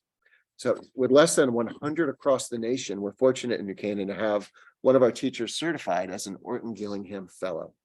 Reaching this highest level of certification is quite difficult and takes many years, and her experience, along with an increase at the level of training for teachers in the Academy who are dedicated solely to teaching of reading, is providing the highest quality of instruction possible for all of our students, especially those struggling to learning to read who are identified in the Academy.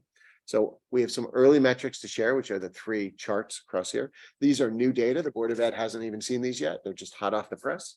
We'll be sharing them with the board. Actually, we did tonight. 5 members of the board are with us tonight. Thank you all for coming. But we'll be sharing the information more publicly. But as you can see, the blue bars where students were in September. The red bar is where students were in November, and then the orange bar is where they are just most recently in the March assessment. Right? And so again, you see continued progress for our students across all of these assessments. That's good. Yeah, go ahead. How many, because they all look great. I mean, obviously the kids are doing better. How many kids does this represent? And when is it too late to do this method? Like, what are the ages of Yep. the students? I'm going to let Bill talk about that a little bit. Absolutely. Currently this data is based on the original 12 students we had in the academy at the start. In terms of ages, we always want to start early. The earlier the better. If we can start in kindergarten, that's ideal. We can identify students, especially dyslexic students. The earlier we start, the better off we're going to be, because we know that you learn to read until 3rd grade, and you make that transition into 4th, you read to learn. So the earlier we can get that intervention, the better. I have students now at the high school who are getting OG, who may have come from a different district where they didn't have that intervention. So I have some students at the high school, I have students at Saks who are working with OG. So there really isn't too late of a time, but certainly way more effective early on. What's the, why wouldn't we do this with all students early on? Yeah. Is it too labor intensive or Well, as a way of teaching reading?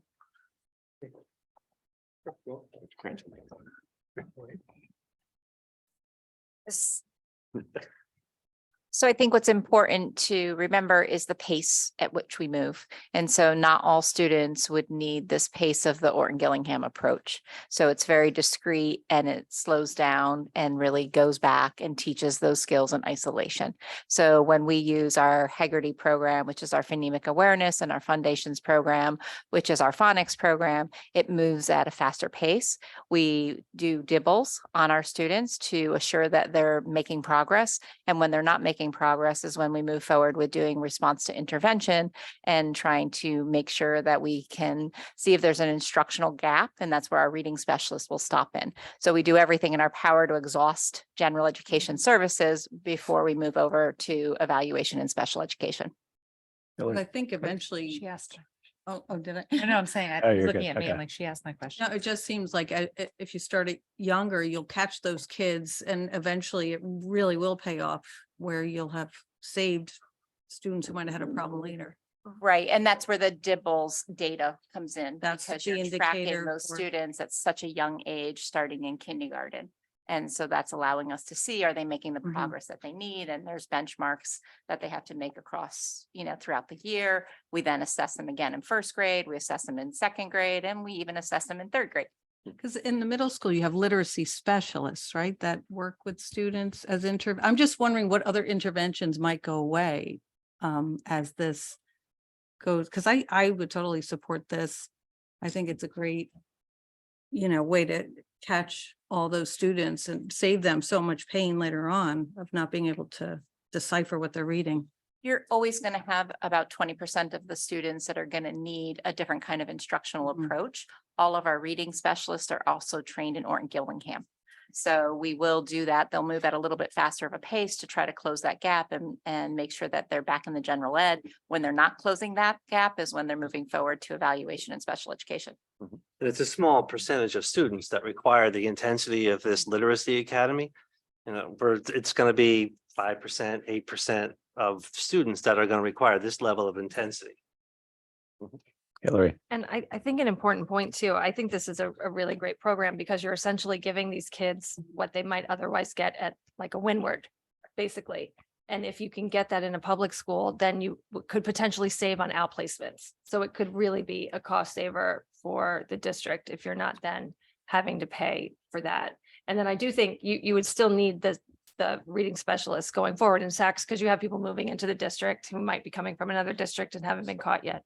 But I just think this is a real game changer and it's a really great program to introduce at the elementary level for kids that need it. So I think it's huge. I think it's a great program. Is there any overlap with ESL as far as using this tool for or is that that's a whole different ballgame? So certainly when students are arriving that are English as second languages, some of it depends on the amount of schooling that they've had and the background that they've had and their fluency in their native language. One of the best programs that we're trying to use is Haggerty, which is really about how you hear the sounds and manipulate the sounds. And that's the first start that you would do with any child who's trying to learn the language. And certainly depends on the ages in which they're coming into our school system. So we have some children that might enter into 5th grade and pick up English very rapidly because they've already developed in their native language. So it really truly depends on each child. But we do have a process that we follow for all of our students who enter into our district who are identified as ELL. Thank you. All right, Brian.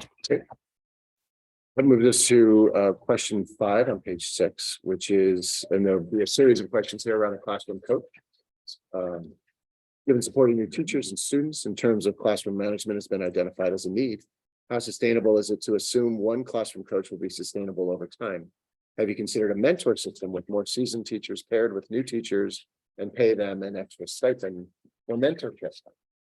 Perhaps a 1 seasoned teacher to 4 new teachers ratio.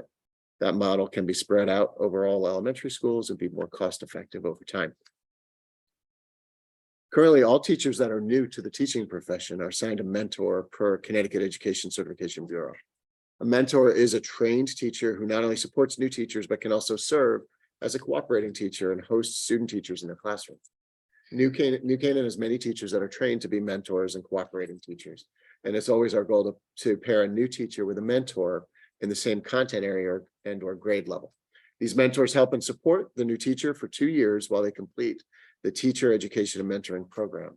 The mentors meet with teachers before and after school and support them in a variety of ways, specifically the modules that the new teachers must complete for team in order to be granted an initial certification by the state Department of Education Certification Bureau.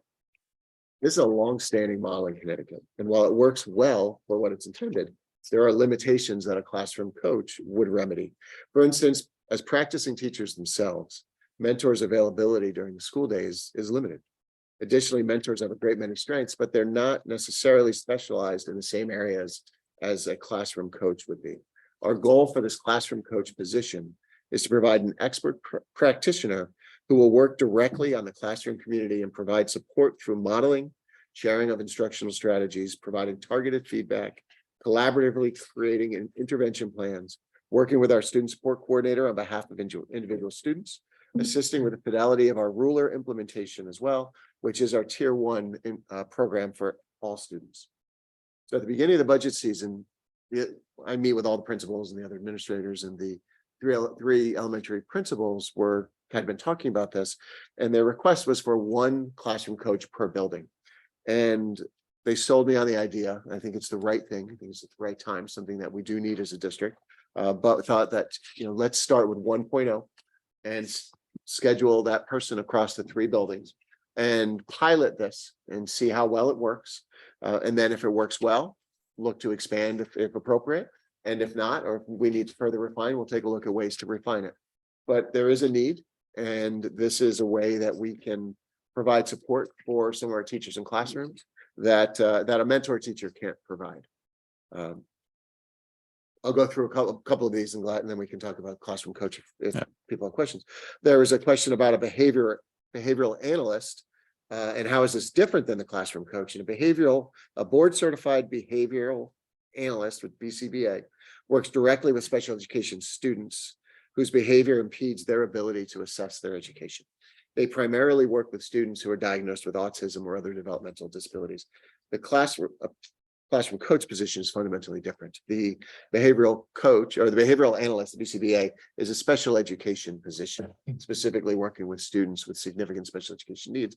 The classroom coach is working as an expert practitioner with our teachers, coaching them in order to bring about the classroom climate that helps ensure all students are in the right environment for learning. So it was said behavior coaches. We had used that term early. We've switched to classroom coaches. So what are behavior classroom coaches and what are their responsibilities? Why do we need them? As we mentioned above, the classroom coach is a seasoned NCPS teacher on special assignment.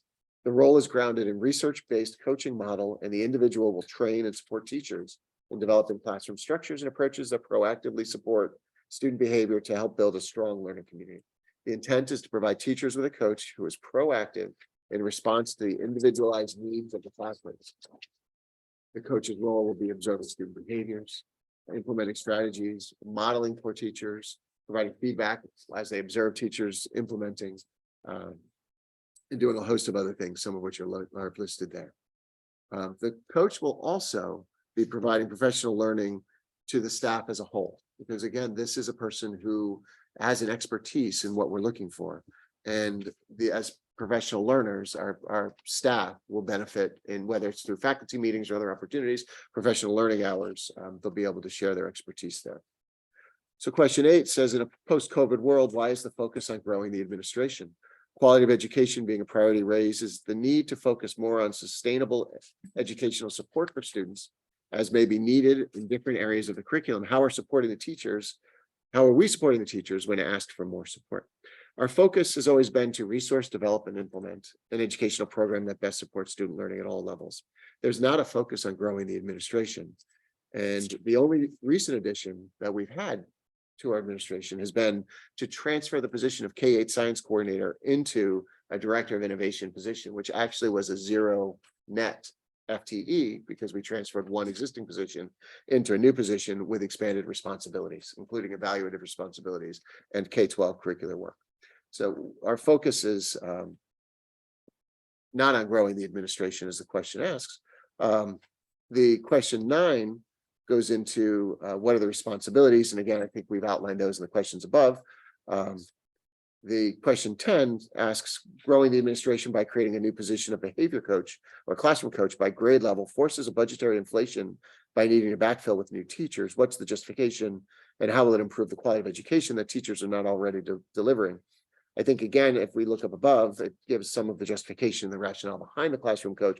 But I do think it's important to note, this is not an administrative position. This is a faculty member, a teacher on special assignment. This person will not be evaluating. This person will not be in an administrative position in any way. This is a certified teacher who will become a teacher of teachers, but they will not be evaluating. And as a coach, that makes sense. We want them to be working. We want the teachers who they're coaching to know that this person is a partner and a guide and an assistant for them, not someone who's there to judge and rate and rank and to evaluate them. The question 11 asks, should we be instead focusing on hiring teachers' aides when and where needed and requested by the teachers? And, every staff member that we have is vital in their role for our schools. However, there is a significant difference between a paraprofessional and a certified faculty member. Our paraprofessionals are excellent. I mean, they do amazing work with our students, some of our neediest students every day. We're very lucky to have them, and they're great partners with us. But that work that they do is fundamentally different than what a certified faculty member does. Unlike faculty, paraprofessionals are not trained as educators. They're not required to hold teaching degrees. Their role is to help, to support, to assist, which is very, very different than a faculty member. A classroom coach would be an experienced certified master teacher who's had success in the New Canaan Public Schools in the domains that we're talking about. That person would support classroom teachers, help them to grow in their practice so the classroom teacher can build the tools and strategies required to succeed. Part of that may be in how paraprofessionals can be strategic partners and help in the classroom to establish the environment that we want. We do this work together. Again, paraprofessionals are incredibly valuable, but it's fundamentally different role and a different responsibility. Again, question 12 asks about, economically speaking, with growing inflation, a looming recession, are these new administrative increases sustainable in the long term? And again, just clarification, these are not, there are no administrative positions, new administrative positions in this budget. This classroom coach is not that. But to the question of, are they sustainable? We absolutely believe that they are. We think that it's our responsibility to make sure that the system that we develop in all of the ways is sustainable in the long term.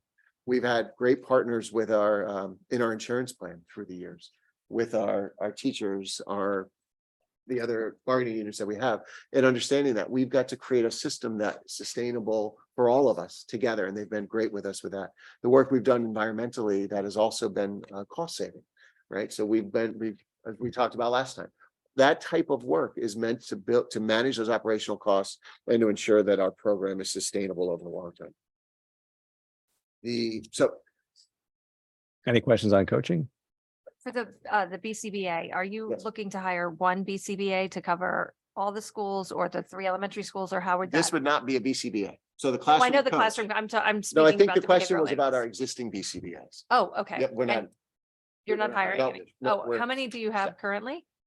2. 2. And do they work exclusively in the elementary schools, No, or do they They work across? the district. Okay, great. Thank you. Thank you for clarifying that. And that's I'm for what it's sorry. worth. Just to follow up on the BCBA, I'm sorry. Mhm. That's another instance where we've insourced. Right, So in years past, you would outsource a BCBA right. specific instance, bring somebody in for that task and lose a lot of value. By insourcing, we not only save funding, but we also build the relationships with them and we benefit from their expertise as they train staff in a variety of different ways as well Right. and become members of our team instead of just like consultants. And they're very hard to find. They're very hard to find. They're very well-educated, talented people. Yes, you're lucky to have two. Yes, we are. Very lucky. Christina? The BCBA and the coaches are the same thing? So, Separate? yes. So we Okay. have two BCBAs currently on staff and we will continue. Mhm. The classroom, and those are special education employee, they're in the special education department, and they are highly trained, certified BCBAs. Okay. That's a specific task. Classroom coach is something different. And that's a certified teacher, faculty member who is currently working for us, who would go on special assignment. Okay, and the coaches, what you're proposing is to have one in each of the schools? No, one who shared across the three. Okay. And will there be, finally, if that works out, one per grade at each of the schools? We'd never get to a point where there's one per grade, Okay, right? The initial proposal that we considered and then thought we'd be best off piloting was to have one per school. And we thought that let's go into the new year with one across the three, pilot that, and then make a decision as we go through. but the maximum will be one per school covering all the years in that school. To my understanding right now, as we talk about it, certainly. Okay, thank you. There's no intention to go beyond that. but, Okay. I love that title, behavior coach. I think I'm going to change from chairman to behavior coach. It's really, I like that. Really nice. I'll be your assistant behavioral coach. Maria? Regarding the straight coach, regular coach, I'm a little hesitant about that because I've been in schools where they bring in a coach and it's never enough. So you know, right off the bat, we will need more coaches.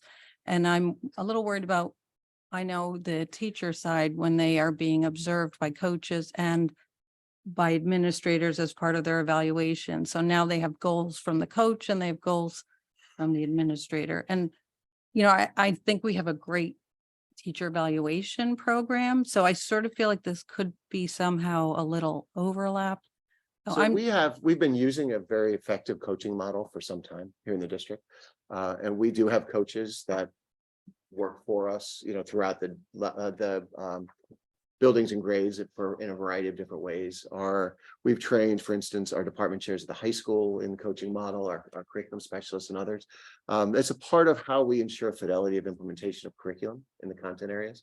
So the model is well established, and in the initial years, you're absolutely right. You really work through the trust questions, like how can I trust that this coach is really looking out for my best interests?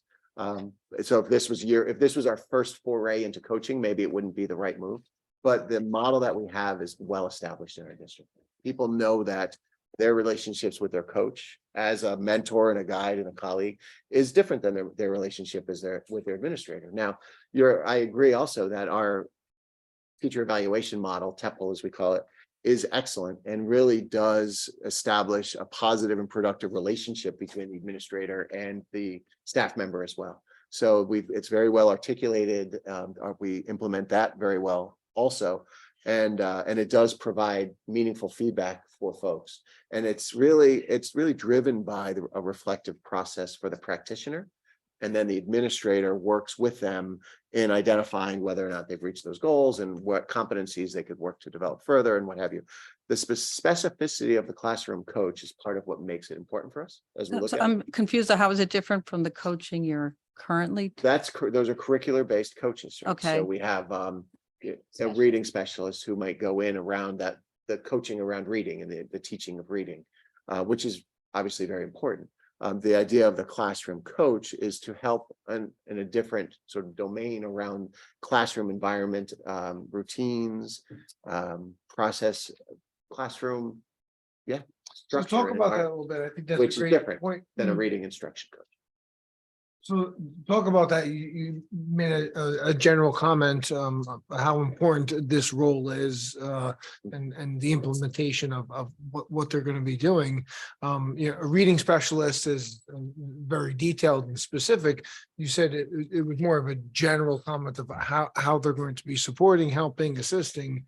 Sure, sure. Well, if we go back again into the response to some of the questions, I think we tried to outline some of those specific tasks with you know, as you asked, right? So if we look back on page 7, where we talk about some of the actions that the classroom coach would be doing, you know, we'd be having somebody who would provide support for teachers through modeling, sharing of instructional strategies, providing targeted feedback to individual teachers, collaboratively creating intervention plans for individual students where needed, working with our student support coordinator when students are difficult to regulate in the classroom, and that can be very challenging for a classroom culture climate. And so it's to help work with the individual students and the teachers as they implement those plans. And we talk about the fidelity of the ruler implementation, which is our emotional intelligence program, which is tier 1 for all students. And that really does help to establish expectations for students in classrooms by using things like a classroom charter, using morning meetings, using other opportunities for again, positive environment in the room. So as we look through, there's certainly other examples that are given as we go through. But the idea that this is a domain in and of itself, and even in our evaluation document, classroom is its own domain. The coaching and the coaches in the content areas that we have are very successful around helping with fidelity of implementation of the curriculum and instructional practices. This is really meant to take a similar approach to the classroom environment and helping ensure that teachers are successful in setting those up. We talked last time a little bit about some of the challenges teachers have in their classrooms today and how they're a little bit different than maybe some challenges of the past. And some of those also include, you know, some of the pre-service and the for some of our newer teachers. It has been abbreviated at that if you are a pre-service teacher in a hybrid or an online environment, or an environment like many schools were, where any given day school was closed for contact tracing or other things. So all of that was very disruptive to folks who were learning to teach. And so as they're in our schools, we believe this investment is the right investment to make to help them move along. It's like a non-academic coach. It's Not things subject separate. matter specific. non-subject matter specific. Can't separate sort of what we teach from those pieces. So I mean, this again, that's why we look for a master teacher. This isn't somebody who is skilled in one domain. We're looking for someone who's skilled in all of them, because often, you know, when you're establishing routines and you know, having spent the time in the classroom that you have, you know, there are very positive and successful strategies to use in the beginning of a school year and throughout the school year to establish, maintain, and nurture the positive climate in the room for all children. And that's a toolbox, right? That's there. So it doesn't become separate from, but it really, it enhances and is often done through. I'm just thinking about the overload on teachers. So it couldn't be those first years when you're a new teacher, because that's under the state Well, it team could be. program. They're not mutually exclusive. Oh, okay. But I don't see that way, because again, the classroom coach would be able to go into the classroom, observe, provide feedback, where a mentor teacher can't do that because they have their own kids. You know, the mentor teacher has a full-time load and is also. But you have more observations with the newer teachers as an administrator. We have certainly Yeah. a fair number. Yeah. And we're walking in and out of classrooms. I just worry about the overload on teachers having It's too much something that input. we are you know, very attuned to. And this request actually came through conversations between principals and teachers.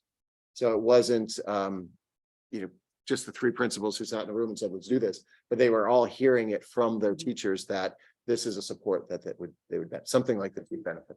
A reminder, this is question 13. We have 45 more questions to go.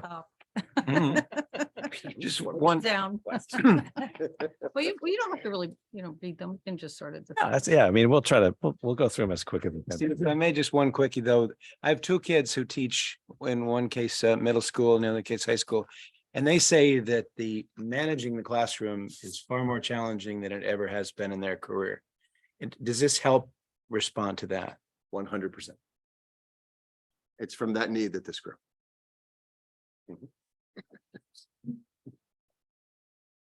Okay, So the classroom coach is kind of one side of it. It helps the teachers get the tools, and the behavior, the BCBA helps the student with the tools to make the classroom more manageable. It's kind of two sides. BCBA is going to be working with With students directly, and the but classroom coach, BCBA is only going to be working with students With- who have been identified for special Right. education services. sure, And a classroom coach is going to be Working working with- with all general with- education exactly. students. They might be working with one or two who might be behaviorally giving Sure. difficulties to the teacher, but.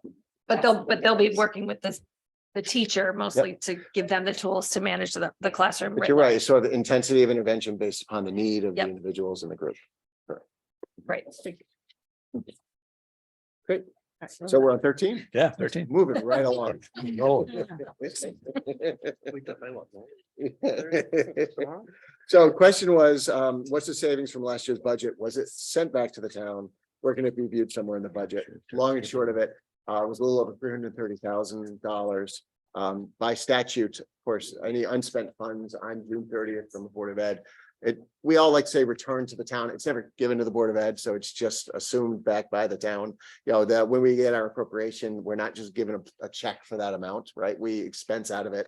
It's managed through the town and what have you. So, but Understood. we do annually, every year, if there is an unspent balance, whatever that might be, it is returned or whatever, reassumed by the town.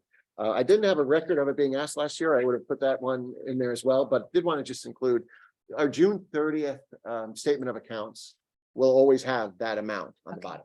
So you'll always see that. And here's an example of the most recent in 22. We just highlighted it and apologize for the small font in some of the inserts here, but figured it better just to show it than have tons of links. What happened with us? So we closed the books on the 30th, but then we spend the summer going through and closing them out and doing whatever has to be done in order to make it all work. And then the September 1st is our reporting date with the state. And then our first meeting in September, we work through the documents unaudited with our Board of Ed. And then that's the larger packet of documents that you receive that talks about budget performance throughout the course of the year, any final transfers, things like that. So just to have that in a bow, when we're looking at the budget from last year, that's what came in. So it might have been under what you were estimating what was approved. It's actual versus what we're looking at for the following year. Correct. Okay. So when you look at the budget book for FY 22, those are actually, the actuals are there. Okay. And this 333 that was not spent is not any. Okay. Thank you. And just because statement of accounts, there was a question about statement of accounts. You should have received that this morning. What happens is we sort of go on, not by is, but we don't bring statement of accounts forward to the Board of Education as we're doing the budget because we still review it with our resources committee, but we figure with everything else going on. So we did just in our most recent meeting last night, bring the statement of accounts forward to the board for their approval, which is why I came to. We should have that. Okay. Question about OpenGov. And portal for residents to view budgets, Darien Music and the BOE moved to put it on the budget on the platform so residents can easily view it. You know, in conversation and review, the Board of Education continues to feel that the budget process and the presentations we have are thorough and transparent. So we are not currently pursuing OpenGov. The response and it says this question was asked last year. So we put the response in from last year and then in a search found that it was also asked in 2018-19. And put the response for 2018-19 as well. But between the use of our website and our regular statements of accounts and the presentations that we do, the statement of accounts are presented to the resources committee every month. They also go to the Board of Education every month for review. If there are transfers in the statement of accounts, that is also formally approved. But one way or the other, they are brought forward. As of course, all of our budget documents are online and everything is organized on the website. Number 15. When parents pay to attend plays, athletic events, or other events, and where's the revenue shown in the budget? BOE pays $30K per huddle. Can that be used by all parents? What's gate receipts? And why is it increasing about $40,000 or so in 2024? So fees for plays in our visual performing arts program are deposited into the VPA activity account and used to fund future VPA related expenses. So depending upon the play that we have, the sets, the props, other things, you know, so the funds remain within the program and are used for that purpose. And we audit them annually. athletic fees are credited to gate receipts. So those are the athletic fees that are collected. The increase in gate receipts this year is because of the Turkey Bowl. Although that's an expensive event to run, it brings us in an additional $30,000, sometimes $40,000 in gate receipts. There you go. It's a big event. Huddle is a video platform that can be used for students to create highlight reels, communicate with colleges, to evaluate their own performance, to get feedback from their coach, to get team performance. There's lots and lots of things it can do. I've used it as a parent, and in my daughter's district. It is something that we split costs with the All Sports Booster Club. So they help us to fund that. We don't pay the entire amount. We started small. This was another example where we started with a small pilot, found that it was an excellent program and very easily accessible. It also provides us with cameras in our athletic spaces that use AI to track the action and to record and to live stream.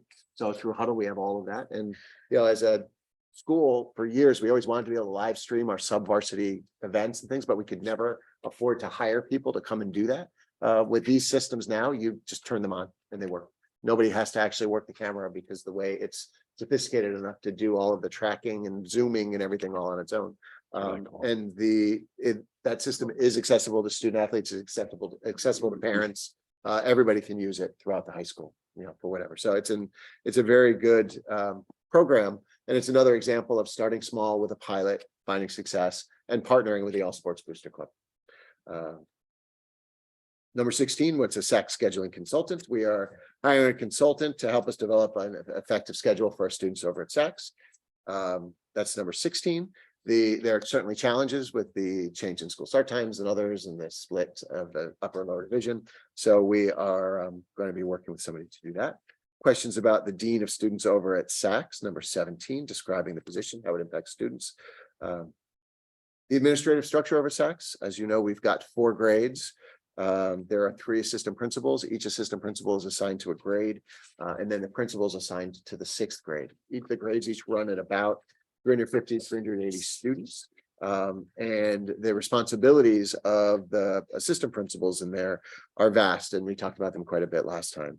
For the Dean of Students position, we felt that given the distribution of the administration across SACS with the upper and lower division, and given the needs of students developmentally in the 5th and 6th grades are coming up, we felt that having a Dean of Students in the lower division would be a benefit for our kids, for our families, for our staff, in order to really closely interface with students. Again, it's not an administrative position. This is it's a teaching position that operates as the Dean of Students and is meant to be a partner with the assistant principal who's down there, and of course Dave Gussich, the principal of the building.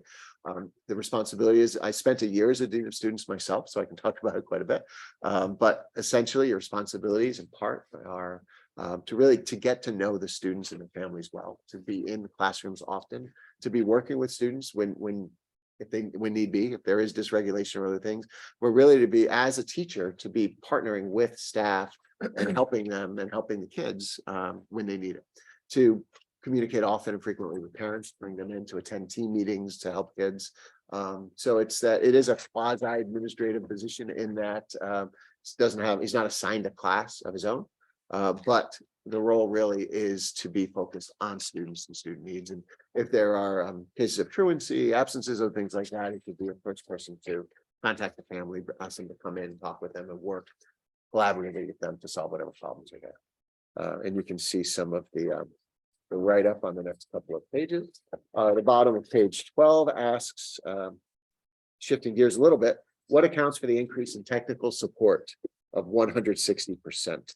And this is page 76 in our budget book. This is in our digital technology services, our DTS account. And quite simply, it's a cybersecurity cost and a security camera cost.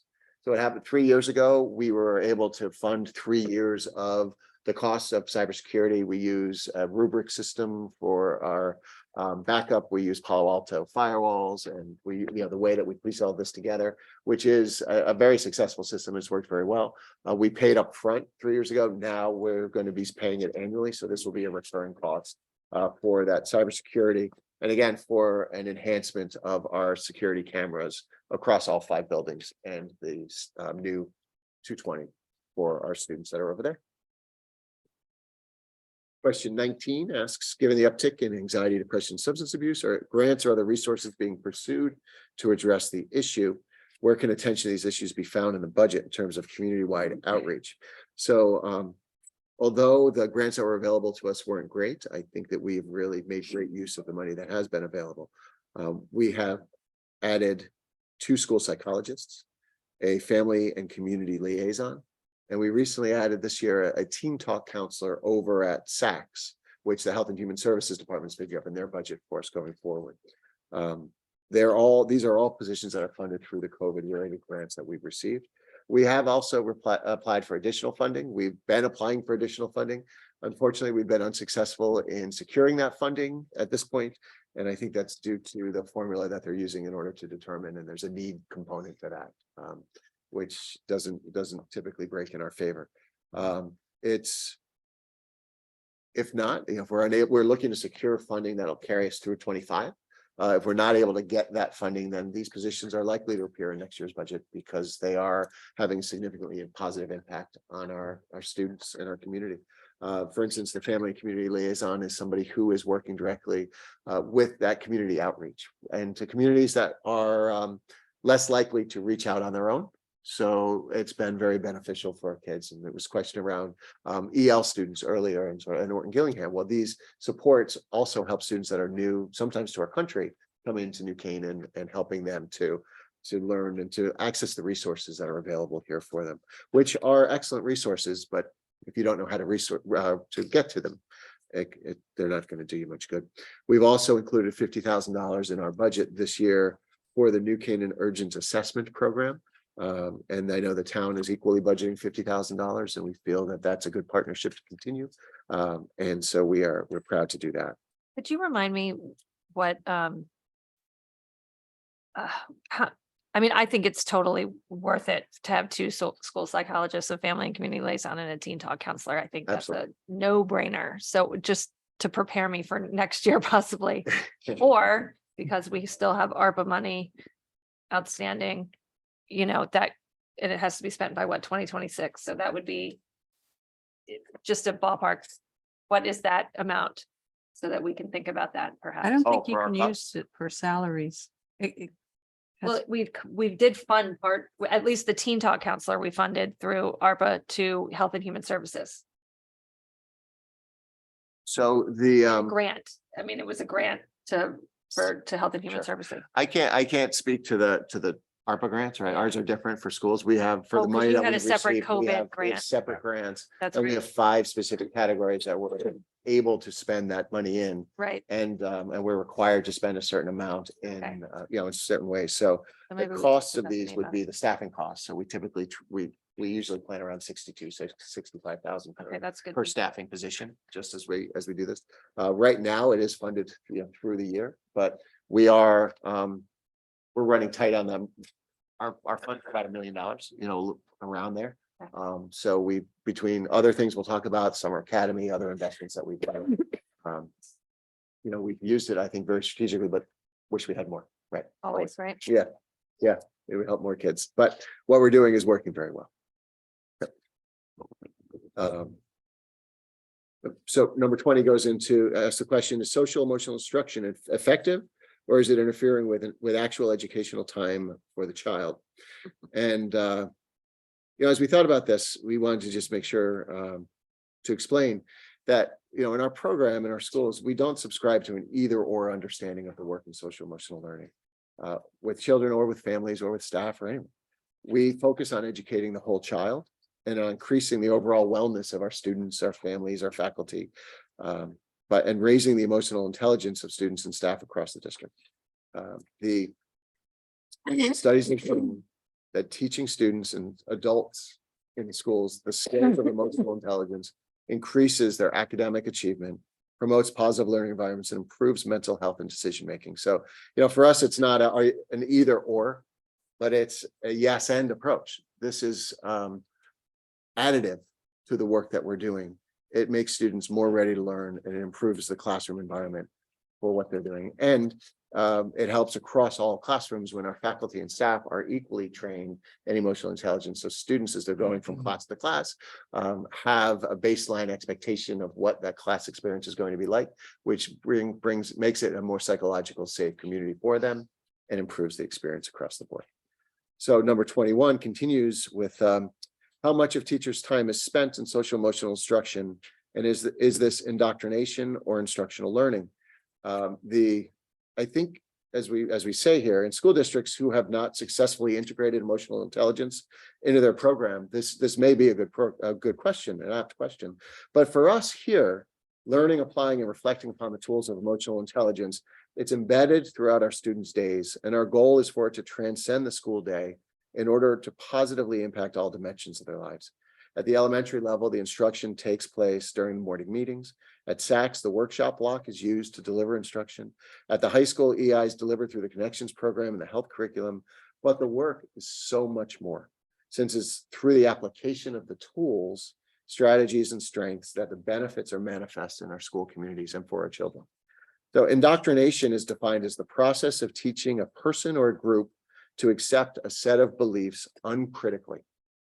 Critical thinking is a core belief in New Canaan Public Schools, and it's foundation to our mission, vision, and success with students. So our work around social emotional learning, just like every other facet of our work with students, focuses on building critical thinking and other skills so students learn how to think, not what to think.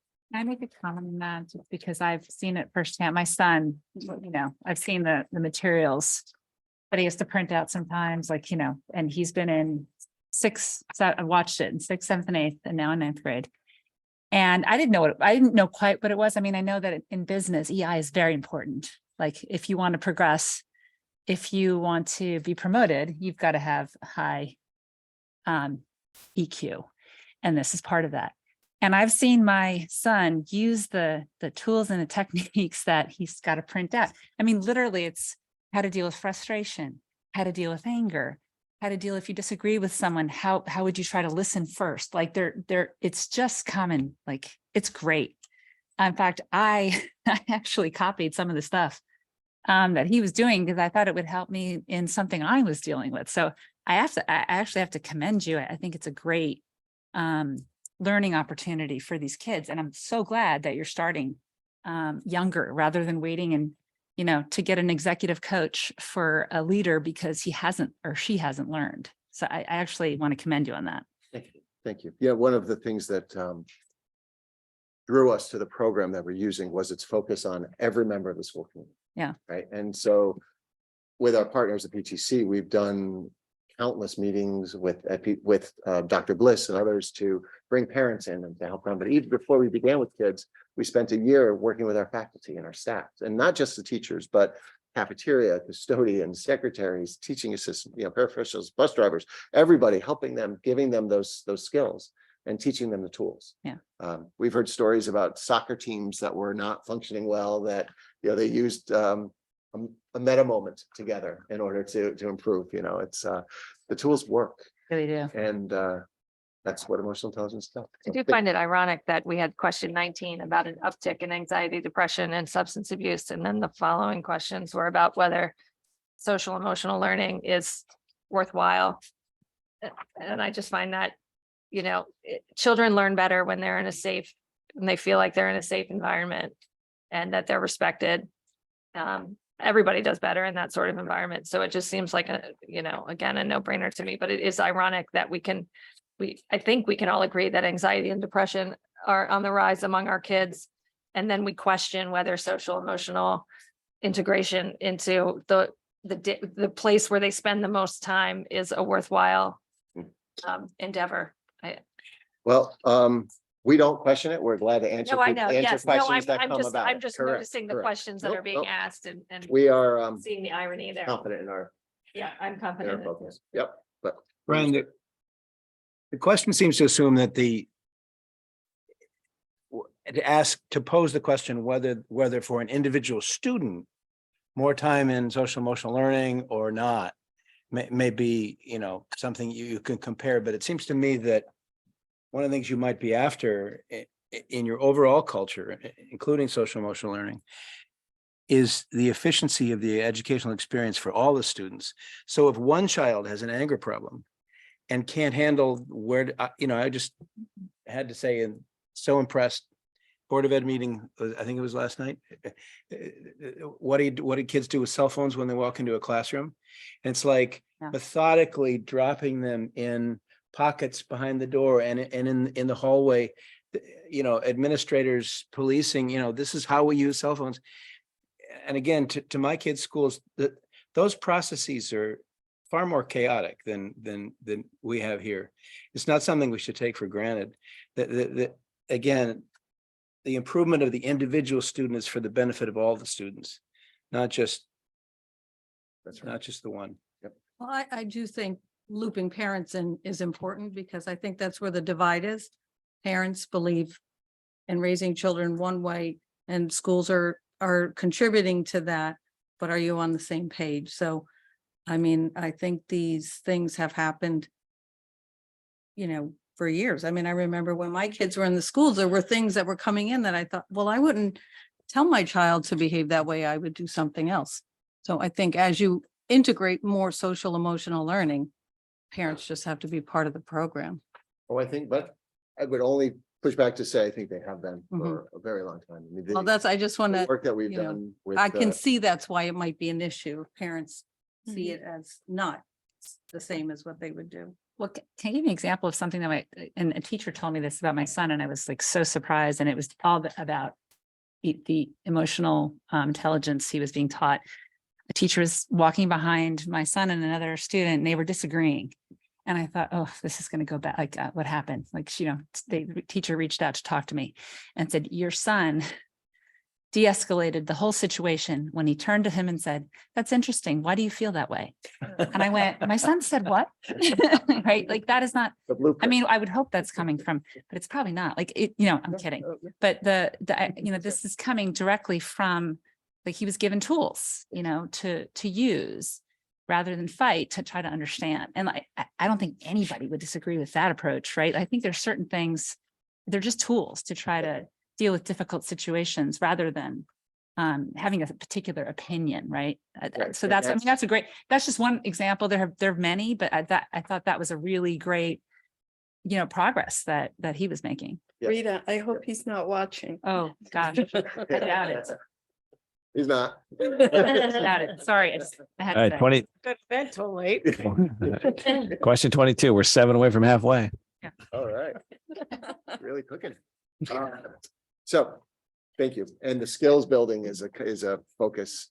If you did watch the meeting last night, or if you're interested too, we did talk about, we'll get to technology, talk about health, but how it's a skills driven focus, right? It's the idea is we can teach all the content we want, but if we don't teach the skills to apply it and to use it in real life situations, then it's just esoteric information. So 22.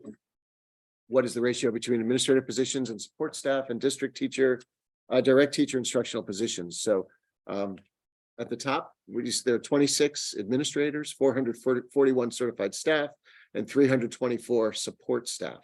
The support staff number includes categories: food service, administrative assistants, custodians, central office staff, drivers, teaching assistants, nurses, and campus monitors.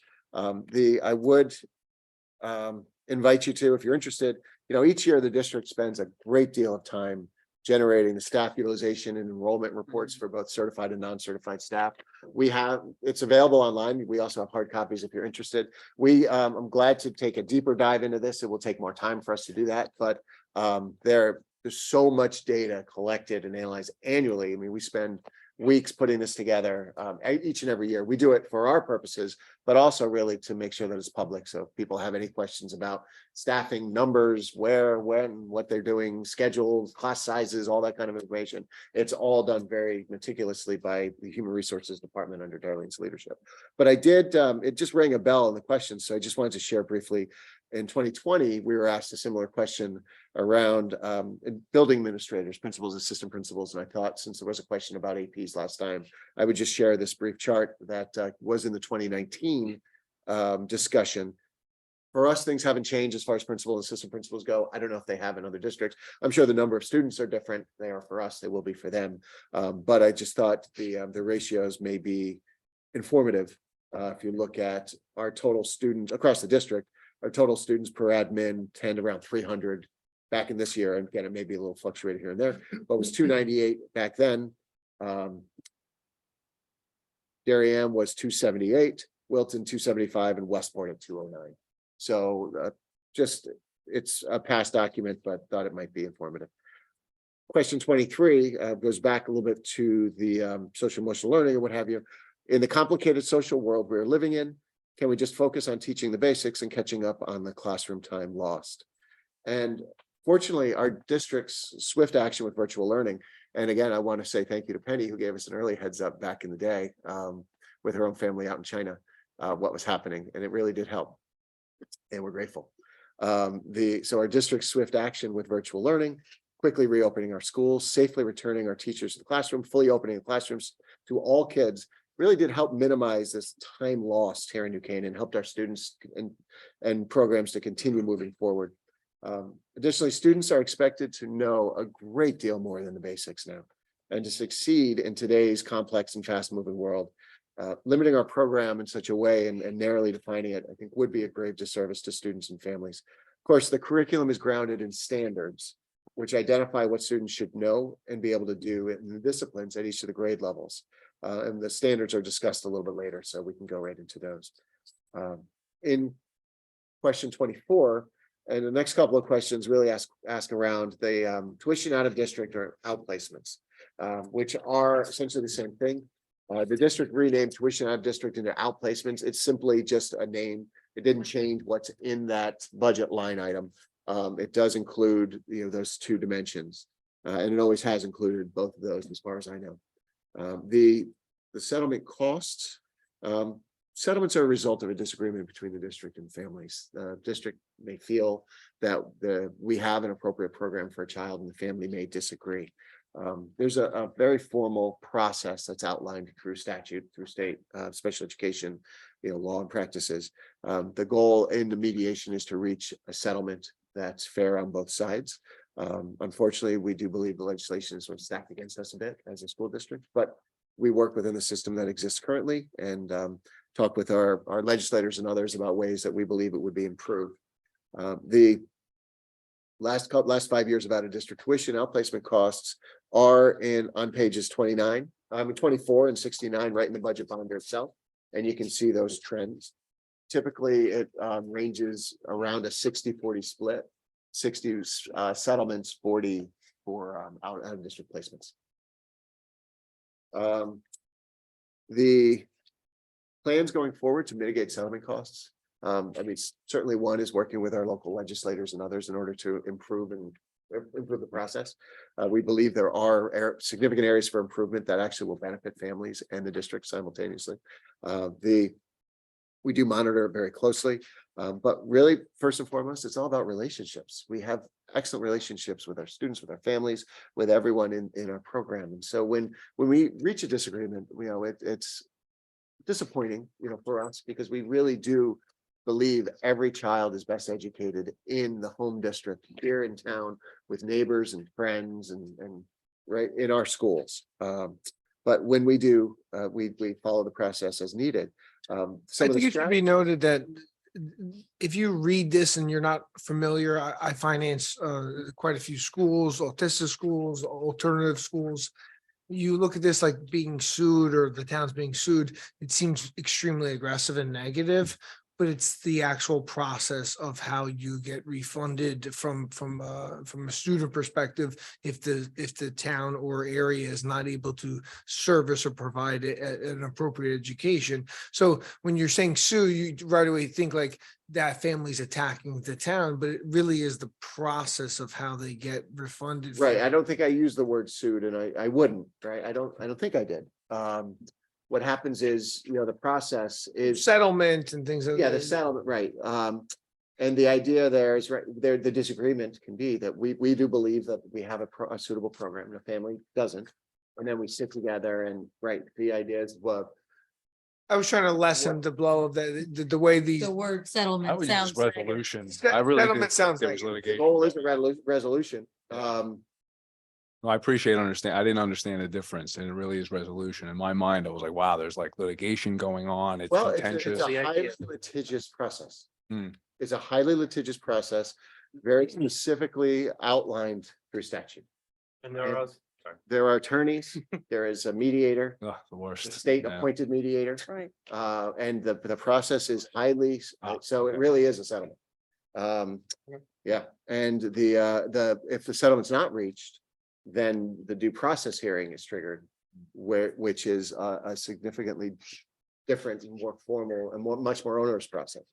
Being very familiar with the process and what happens, whether it be New York or Connecticut, I was in support of that. Maybe if someone else was reading this or hearing this, that they would think it'd be negative, but it's actually the process of how this has to. That's correct. I mean, we work within that system. And again, I started by saying it is the cornerstone of our program is around relationships with kids and with families. And Bill and his team do a fabulous job with that. Sometimes we have disagreements that, we believe we do. They don't believe that we do. And we agree to disagree and we work it through the process. And we do, do what has to be done. But to mitigate some of that, we've been developing programs in-house that have been highly successful and very helpful. For instance, our launch program, now in probably its 12th or 13th year, is for students for aged 18 to 22 now. And prior to that, it was a very different, we didn't have a specific program in place for them, and we were contracting out for kids who needed that kind of support. Again, it's better for the child, we believe. They're in their home district, they're in their town, they're working internships, and you might see them, they may be helping you in the library. Right? They're all over in a good way. Our preschool is another example of what we do. Our alternative high school, which we began back a few years ago, is another great example of what we're doing. And then the literacy academy, as we mentioned before. So, we've been doing things, building programs that we believe will help, because at the end of the day, our driver is to do everything we can for children to be educated in their home district, because we believe that's what's best for the child. That's what drives our decision making. Dr. Lexi, could you put a number of students to what's budgeted in terms of cost? It fluctuates a bit, and the problem with it, you can't really get an average, because No, I know. it's not, it's just, there's everything from, again, I hesitate to put numbers out individually, but it's everything from 4 to 6 digits, as you're looking at the range. So to give a number, it just doesn't excuse any kind of a median like that. Right. So that's one of the challenges with it. I think, our district outplacements are different. And that's where we all agree that the needs of the child are greater than the school is able to provide in district. And there's specific and a few typical reasons for that. And that number can vacillate between 14, 16 students or so. And that usually constitutes about 40% of it, because those are high need placements. Okay, understood. And do you pay those yearly and you Yes. revisit every year? Yeah. Because you never know how many years they might need to be Our outplaced, right? outplacements, we revisit on a monthly basis. Oh, I you sit with do? My team, and I evaluate, how's the student doing in a particular placement. Okay. And we always look to bring students back when it's appropriate. And that's one of the other questions was around the difference between, well, you've allocated, you said you're gonna spend, X, but you only spent, this much. Right. And one of the reasons why there's that difference in a particular year is because the budget's made in October, where I'm looking and seeing what do we have that's out there now. Mhm. They're gonna continue. I'm anticipating that they're gonna continue to be outplacements. I have some idea what might be going on in the schools, that I might have an additional outplacement, so that kind of gets built in. And then throughout the year, from October to June, I'm working with families and placements to say, okay, is this student ready to come back to district? And if I can successfully transition that student back to district, then that following year, I don't have that out of district tuition expense. So it doesn't get spent that following year. No idea. It was. So that's why monthly. there's sometimes that Yeah, differential. and you have between the rolling two. admissions at some of these schools too, some of the. Yes, outplacement somebody schools. might go Yeah, out in January, somebody might go out in March or. Sure. whatever, yeah. That's fascinating. Okay, thank you. So with all the extra services, the Literacy Academy, the Orton Gillingham, Alternative High School, like where would you see a difference would you see a difference in the future, do you think? And You may, I mean, would it be in settlements or would it be out of district to like, well, so, I mean, it gets rolled into one, but it would Yeah. be settlement. because you're now meeting the needs? Or you agree that, It's both, Yeah. Well, we believe that maybe families may be less inclined if they see some of the things. They're that are getting what here. they need. And it also provides a transition program to bring students back. So if students are out and they want to come back without an alternative program, it's sort of all or nothing in high school. Having the alternative program can become a transitional program for students in their return. So it might, and we've seen examples of it working well in that way as also. Yep. So I'm going to make your night and jump to page 17. Thank you.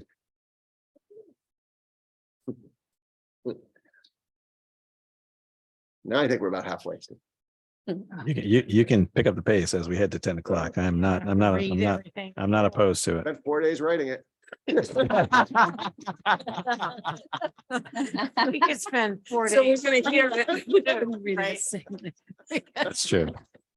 Learn how to read. I know. I'll summarize. 27 is actually about the district outplacements again. And it's just, as you just heard from Bill, I mean, this is very, very carefully scrutinized, not just during budget season, but all throughout the course of the year. And I just want to take the opportunity to just share again, the way that we budget is different than what you might see in other districts. So I know it's always people's inclination to compare across, but we budget the gross amount. These are the full costs that we anticipate. The excess cost grant we're talking about, where you're eligible at 4.5 times the NCE. That funding, which is around $1 million typically, give or take, is received by the town as a revenue into the general fund. And then if we do have unexpected costs in this that causes an overrun, we then access that money to make this line item whole. So they're backstop us if need be. 2 out of 3 years, I think, throughout the time over the last, since we've done this, we have not needed to access that money. When we do, it's been a couple of $100,000 here or there for unanticipated move-ins or whatever, but it's that system has worked very well for us. So we're careful with this as well, because we know we don't want to start squeezing this number down in order to hit a budget target. And before you know it, now we're net and we no longer have that backstop anymore. So, we've been careful with that. 28 asks, cash donations are from what sources? What is summer school and its revenue associated with?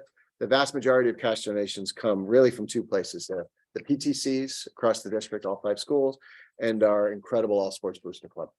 The summer school revenues are generated by a credit recovery program, various summer camps, and a strength and conditioning camp that's run for athletes, student athletes. Although it's named cash donations, we don't take cash. Like, just to be very, very clear, cash is a red flag. We don't do it. We'll take checks, but we don't want cash. No brown bags for the guy. No cash, no singles, no coins, none of the above. Yep, no, it's that's just how we receive it. It's just called cash donations.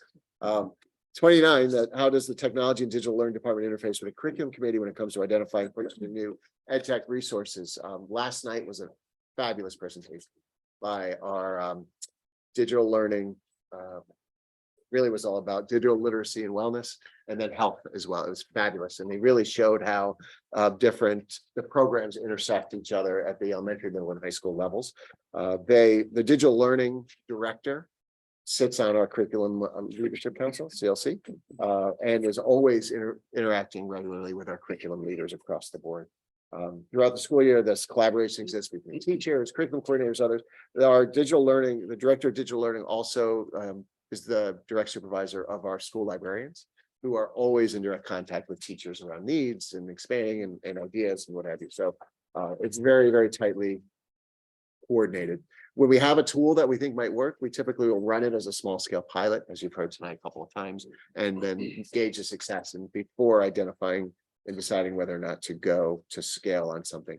We implemented something this year called ClassLink, which is really a front end for students to use. So when they log in, they're given a splash screen, they click into the program or app that they want to use, and then it tracks the metrics around use as well. So it's another way for us to continue making data informed decisions around all of this.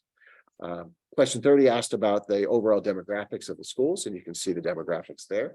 This is, as reported out, is available on the State Department of Ed's website. Anyone can go and take a look at that. 31 asks if teachers of the high school or SACs have office hours for students who need more instruction or have questions or whatever. And the short answer is yes. They do them both during the day and after school and before school now with our change in start times. More available during the school day at the high school because of free, prep periods that they have, and students have a little more freedom with study halls, what have you. Middle school, they don't have the study halls like that, but before and after school, lunch, recess, other times if students need them. But yes, our teachers are very available all the time. 32 asks, curriculum development is allocated at 100,000 this year. Please describe any proposed changes in the curriculum development process, and if parents will be part of the process or have access to curriculum meetings, directives, goals, processes, given that they have not in the past due to cited privacy concerns. How do other towns in our district handle this issue? So our curriculum development process has resulted in world-class curricular programs and educational experiences for our students. Whether looking at standardized assessments, local assessments, college acceptance, advanced placement scores, whatever measure you choose, our students perform at or near the top, every time. Our purposeful and strategic approach to curriculum design, implementation, evaluation is the cornerstone of our student and district success in all these areas. Equally importantly, the curriculum development process that we currently use localizes the work by bringing a team of New Canaan experts together to develop curricula that addresses each content area standards while being responsive to the interests and aspirations of New Canaan students.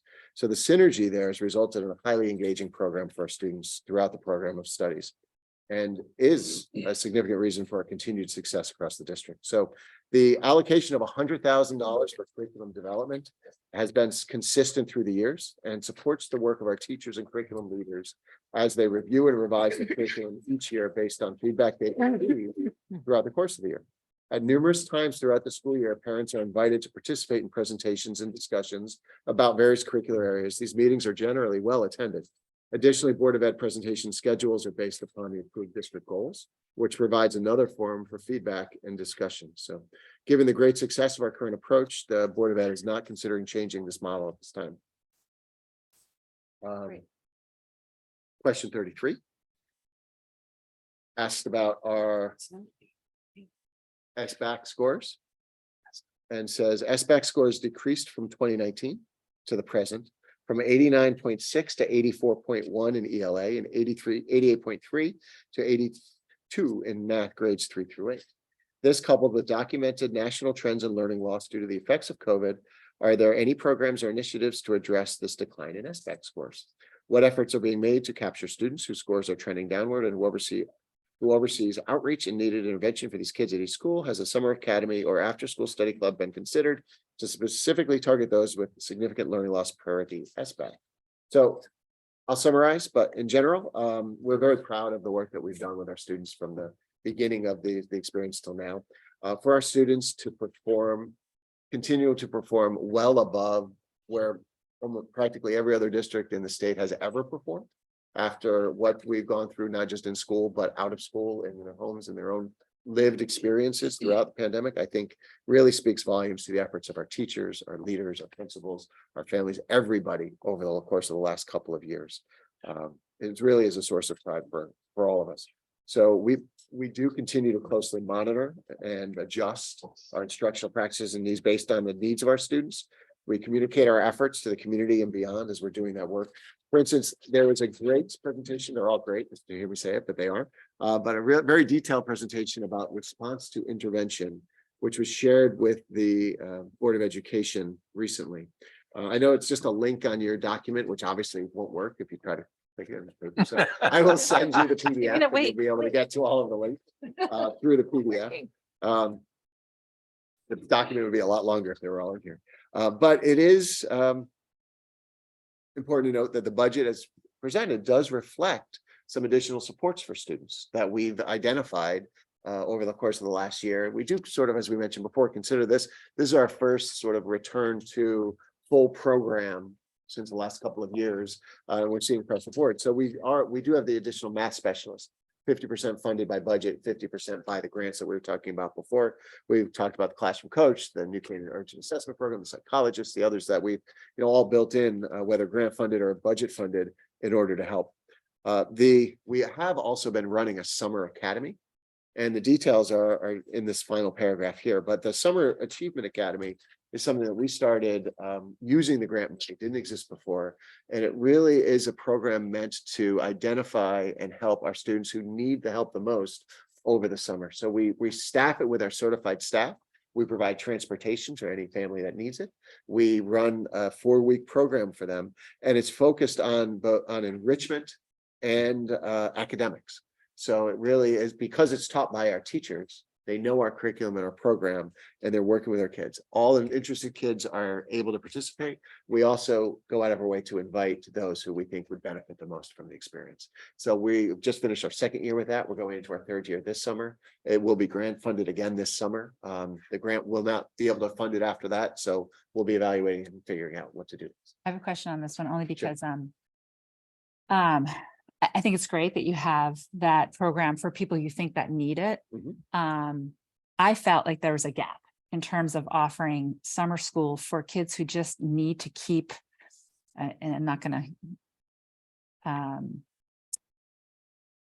there are things for people at the high level, there are things for people at the low level. People in the middle might need a little extra help during the summer or to prepare for the next year. I know that my niece and nephew in Darien Darien offered a lot of summer classes that they could take. My niece took it so that she would be better equipped to then take that next math class because she struggled a little bit. I feel like that's something my son could also do. I think there are a lot of kids that could probably benefit from that, not only in math, but maybe in English. They have a great program, but it's taught a little differently. So the teachers there teach like it's a little different than the way we're teaching here, because my son actually took a program there and it didn't quite match what he was then learning here. So I was just, it'd be interesting if you would consider just having extra classes. I know also in Orange County, where we were in California, different schools would offer classes in math and English and other areas so that people could be better equipped going into the next year. We're glad to take a look at it. The way that the summer programs are sort of scaffolded, right? The Summer Achievement Academy is a district sort of organized and run program. The others sort of are under our aegis, but we don't necessarily directly run them. So we have our summer enrichment work. We do have a credit recovery program. We have had classes that have emerged based on interest and need. So like pre-AP academies back in the day, we used to run at the high school for students who are interested in going into an AP course, and things like that. A lower level. We did some other things around executive functioning work and stuff like that for students who, but it's something we can certainly take a look at and talk to the directors of our summer enrichment academy. Even if it's for there's 2 enough weeks. interest to expand and to, because they are self-supporting programs, right? So the tuition pays for the program. As we're doing it. So the interest needs to be there as well. Before we move on to APs, because I know everybody wants to move on, and this is not, I think you're doing a phenomenal job trying to address that dip in scores. I just can't let this opportunity pass because we've got some BOE members here. I can't for the life of me understand the Columbus Day decision in light of all the work that you're doing. Hillary. It's just something to say. It's just no. I'm sorry. Stick with the Are you budget. kidding? You went after the library for affinity groups. 10 o'clock, 10 o'clock, Well, guys, just- guys. let's Don't make talk me about be a the budget. behavior coach. Right, don't be a behavior coach, but I can't know, but with all of this work that you're doing to take it, I don't know, it just seems. Everybody's attention Come on, span is let's go. that's spent. All right, well, I see I touched a nerve, so why don't we move on to AP You class? don't have to say it like that, Hillary. It's just that if that's a AP, discussion AP. we want to have, I Let's go. don't think it's right. All right. At 10 PM on I the think it's budget. appropriate at this point. I just don't. I think let's the go. majority Okay, don't. well, Let's agree, just move disagree, on. Mike. Well, let's just move on. Hey, sorry. Let's just move on. AP classes. Question 34 begins a series of questions around sort of AP and high achieving students, and asking about the protocol applied for admission, which we did talk about a little bit last time. I'm glad to go into any detail you like, but teachers make recommendations for courses based on students' performance in the course that they're in. So it's teacher recommendation based. There is an appeal process if a student doesn't think the recommendation is right for them. And that process, as we mentioned, includes conversation with the teacher and the student, sometimes the parent.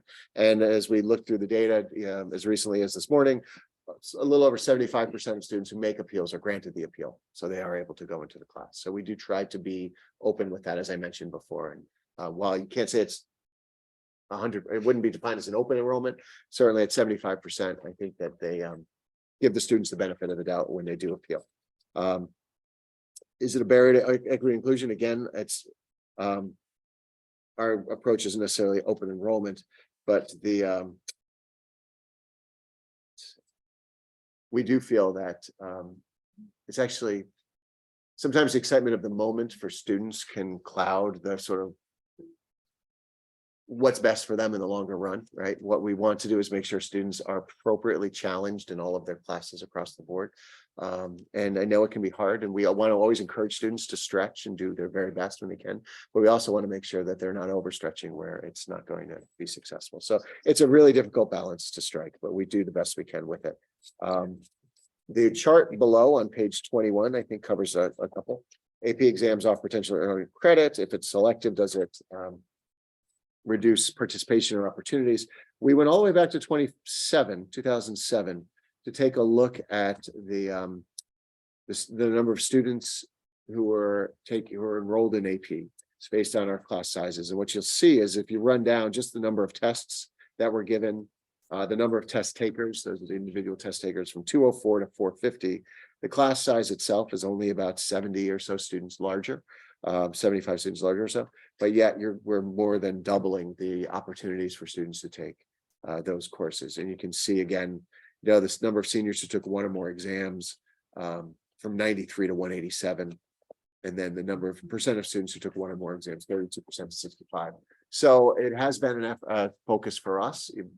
When I was the high school principal, I remember having a conversation even then with then Superintendent David Abbey about how do we continue to expand opportunities for kids. And there's really two ways primarily. I mean, there may be others, but it's to identify the prerequisites and make sure all students have opportunities to do that so that they can be prepared for those classes when the time comes, to look at the enrollment criteria around appeals and what have you. So there's a third one too. And the third is to expand the catalog. So to go beyond just the traditional AP courses that you might have in each discipline and really increase the number of course offerings for kids so that you can get kids interested in microeconomics, macroeconomics, AP psychology, other courses that are not really the canon courses, but still offer that college level experience in something that might not be as content heavy, a little more skill. Again, like the macro and microeconomics, which turns out the returning seniors who we speak with each year said again, that there's one course that they all wish they had taken because they all need to take it when they get into college. It's micro and macroeconomics. So we're going to be seeing what we do with that. If we go to page 22, top of page 22, there's a question around the demographics of students that are taking the courses.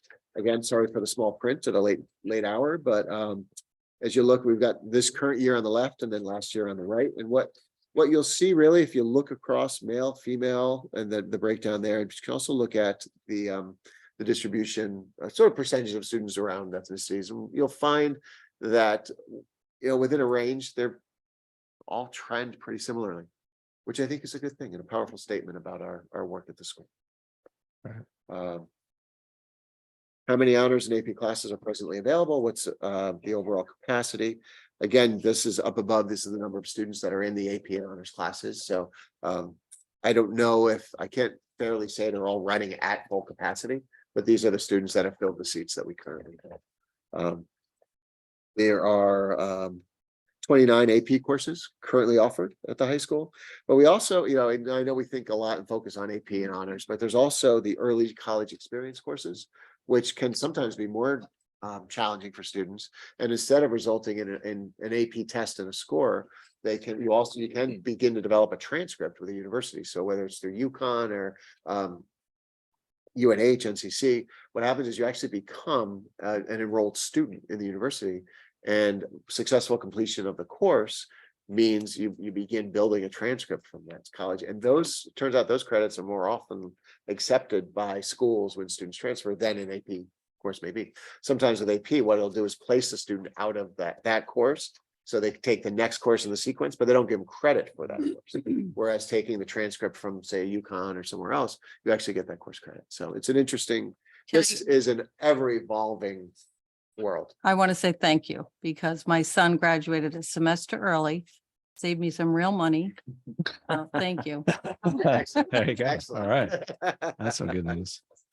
That is wonderful. Thank If you. only. He didn't change his major. Actually, he took computer science at the high school and he loved it. Yes. And that's what he majored in. So thank you for that too. That's great. That's great. So when you include those early college experience and the APs and all in, over 85% of the senior class has completed at least one of those courses. And most of them completed more than that. So pretty impressive. Again, it's about reducing barriers to entry, finding the place where students can be successful, broadening the program and have those offerings, and then encouraging them to give it a shot. There is no monetary cost differential between running an honors or AP course versus a general education class. There are no union agreements that limit the ability to take those courses or teach those courses. So the cost differential simply would be professional learning, because if somebody is teaching an AP course, we do have them go to an AP camp, whatever, for a week or 2 weeks long. Now, if somebody is teaching one of the early college experience courses, they are considered sort of adjunct faculty. So there are some requirements around that, generally that they have a master's degree in the content area. They meet with the department chair at the university and align their syllabus with the syllabus at the college course, things like that. But most generally, that doesn't cost the district any money. It really just takes time for the teacher to do that. And our staff are always willing to do that for their kids. Question 41 shifts over to our library books and asks, who oversees the choice of library books and books bought for individual classrooms at all grade levels? Nationally, there's a concern about inappropriate books for children being used or available in public schools. Anecdotally, parents have concerns about some classroom and library books. Library budget amounts for books: East 6791, West 4978, South 5705, Saks 15,000, NCHS 31,000, for a total of 63,607. Where's the budget for classroom libraries? Who oversees those book purchases? How's the curriculum committee involved in book purchasing? So the lines for our library books are relatively flat and do tend to be stable through the years. It's the librarians who purchase both fiction and nonfiction books at all levels, and they're doing fiction books, ebooks, downloadable audiobooks, DVDs, all kinds of different materials for the kids. They're replacing books that are worn. They're buying new books as they come. As you know, library books can be expensive. Ebooks are more expensive. All of the purchases, and you can go across the board, are really done in support of curriculum. They're done in collaboration with our curriculum coordinators, the librarians, and Matt Salvestrini, again, our director of digital learning, are members of the Curriculum Leadership Council. So they're involved in the conversations. They support the curriculum and the work that they do. Many of our classroom libraries come through donations from our parent teacher councils, and are supported that way. And we're good. Good. Thank you. Question 42. What programs are offered to new incoming students that may not have had the same rigorous educational opportunities as their new peers? When a student enrolls, we work closely with the parents, with the student, to identify the appropriate placement for that child. We do look, of course, at past performance. We look at transcripts. At times, with parents' permission, we'll reach out to the school that's sending them, because that is something, it's very important, right? And we pride ourselves, and actually we had our tri-state visitors here, 17 folks from all around the region who were looking at our programs, and some of the feedback I received that I thought was wonderful was that for a public school, you really have a very personalized feel for the kids. And so we start on day one with that when students move into our district, and we bring the parents in and we'll sit and really help them to make that transition.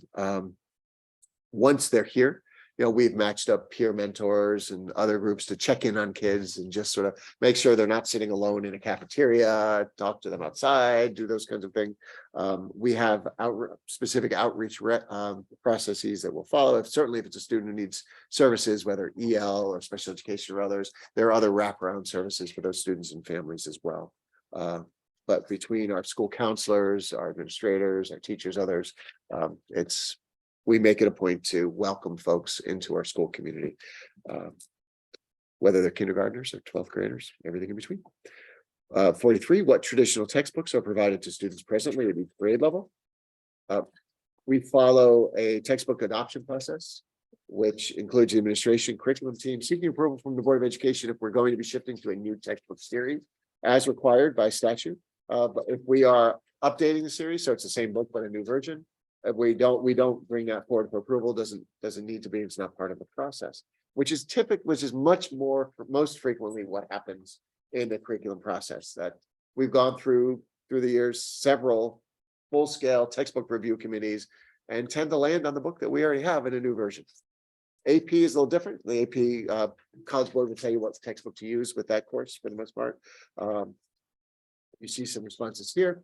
The textbooks are listed here in the next couple of pages for in some of our core areas. You see in biology and in the sciences first, the next come in our social studies program, in our music and advanced filmmaking programs, our math program. Not very exciting titles, you know, for instance, our geometry courses textbook is geometry. But there it is, that's the book. AP computer science, etc. And then the world language course there. The notice our AP courses, our advanced courses have textbooks. We've really sort of moved away from textbooks. There's back in the day, people used to use the textbook as the curriculum and just go from chapter 1 to chapter 13 and march all the way through in the course of the year. We've progressed as a profession so much beyond that, thank God, because that was tough to teach in, tough to learn in. So we developed the curriculum, use Understanding by Design, which does ask the developers and the instructors to look at a breadth of research resources and to use those that are most appropriate, given the students in front of them, the outcomes they're driving towards, and their goals and whatever that, you know, in that lesson. So we use textbooks as resources in some places, but we really, and until you get into really the high school, or in the world language or high school level courses, at least, it's a part, but certainly not all of the content that we're teaching. 44, are New Canaan schools providing tablets to students? What grade levels does that include? Excuse me. At the beginning of the year, students in grades K2 are provided an iPad, and students in grade 3 through 8 are provided with Chromebooks. At the high school, students bring their own devices because there we are device agnostic. We want students to learn to use the device that they feel best suits them. So whether it's a Mac, a PC, an iPad, a Chromebook, or whatever, a Surface, whatever it might be, doesn't matter. It's all about what you do with it. And that's our focus there. That actual shift to BYOD, when we talk about savings and what do we do differently than other districts, that's probably one of them, to be honest with you, because that really takes the whole school off the board for the majority of their computer needs. And what we do is just invest in the specialized areas, music tech, art and photography, video production. We continue to invest there, but we don't need to have those more general labs or equipment for students to use because they all have their own. And of course, if somebody doesn't have their own, we have others. We have loaners that they get from you. Yep. 45 is the curriculum for each grade posted online for parents to view. Overviews of the units of study are all online on our website. It's ncps-k12.org. Full units of study are not posted because they include the assessments. And the last thing you want to do is put your assessments out there for your kids to find. Oh, can I comment on that too? I also know that for the open houses, like I've been to all my kids or open houses, and it's pretty extensive. Like this chapter we're doing this, and next chapter. I mean, it outlines it pretty well. Oh, yeah. I don't know if people I don't know if all the parents are taking advantage of that, like to show up at because maybe they're busy or whatever. But I think open house is pretty explicit on what people are. Oh, yeah, they do a Kids are great learning, job yeah. explaining and laying out. And then we've also gone to a learning management system with Schoology at the high school specifically, and then Google Classroom to some extent, but in Schoology and teachers that are still using it, they also are very explicitly outlining exactly the work, where they are and what's happening and what have you. So, yep, thank you. And again, back October 4th, 2021, there was an outstanding presentation on the curriculum. It's curriculum design and purpose, and really steps through how we do it, why we do it, what the outcomes are, the template that we use, etc. Question 46 is, who sets the NC school curriculum, and can an overview be made available to the town council? Again, I think the best overview available is that curriculum design and purpose presentation. And then all the other presentations that we do, because the presentations at the Board of Ed are driven by the goals and objectives that are approved, which are about curriculum evaluation and updating and implementation or what have you. The design and purpose presentation was a good 50 minutes. So although Dr. Crency's dying to do it for you, I'm going to ask her not to tonight. Are the materials from the open house available? Like I said, it's really good when you go, but maybe is it possible for parents to be able to see it if they don't go? Oh, I'm sure they could reach out and get it once you. They have to reach out for it. Probably. It wouldn't just be online. They'd have to reach out for it. At the middle school level, It's- they have websites, the teachers have their own websites that they often put all their materials from open house or. they'll put it- I'm just thinking only because we just transitioned to the new site. Oh, I'm not sure where we are with it. So I would just, Yeah, I mean, that it's might be available. If it's helpful. not online, reach out to the teacher. They can send them 1, 2, 3. Yeah.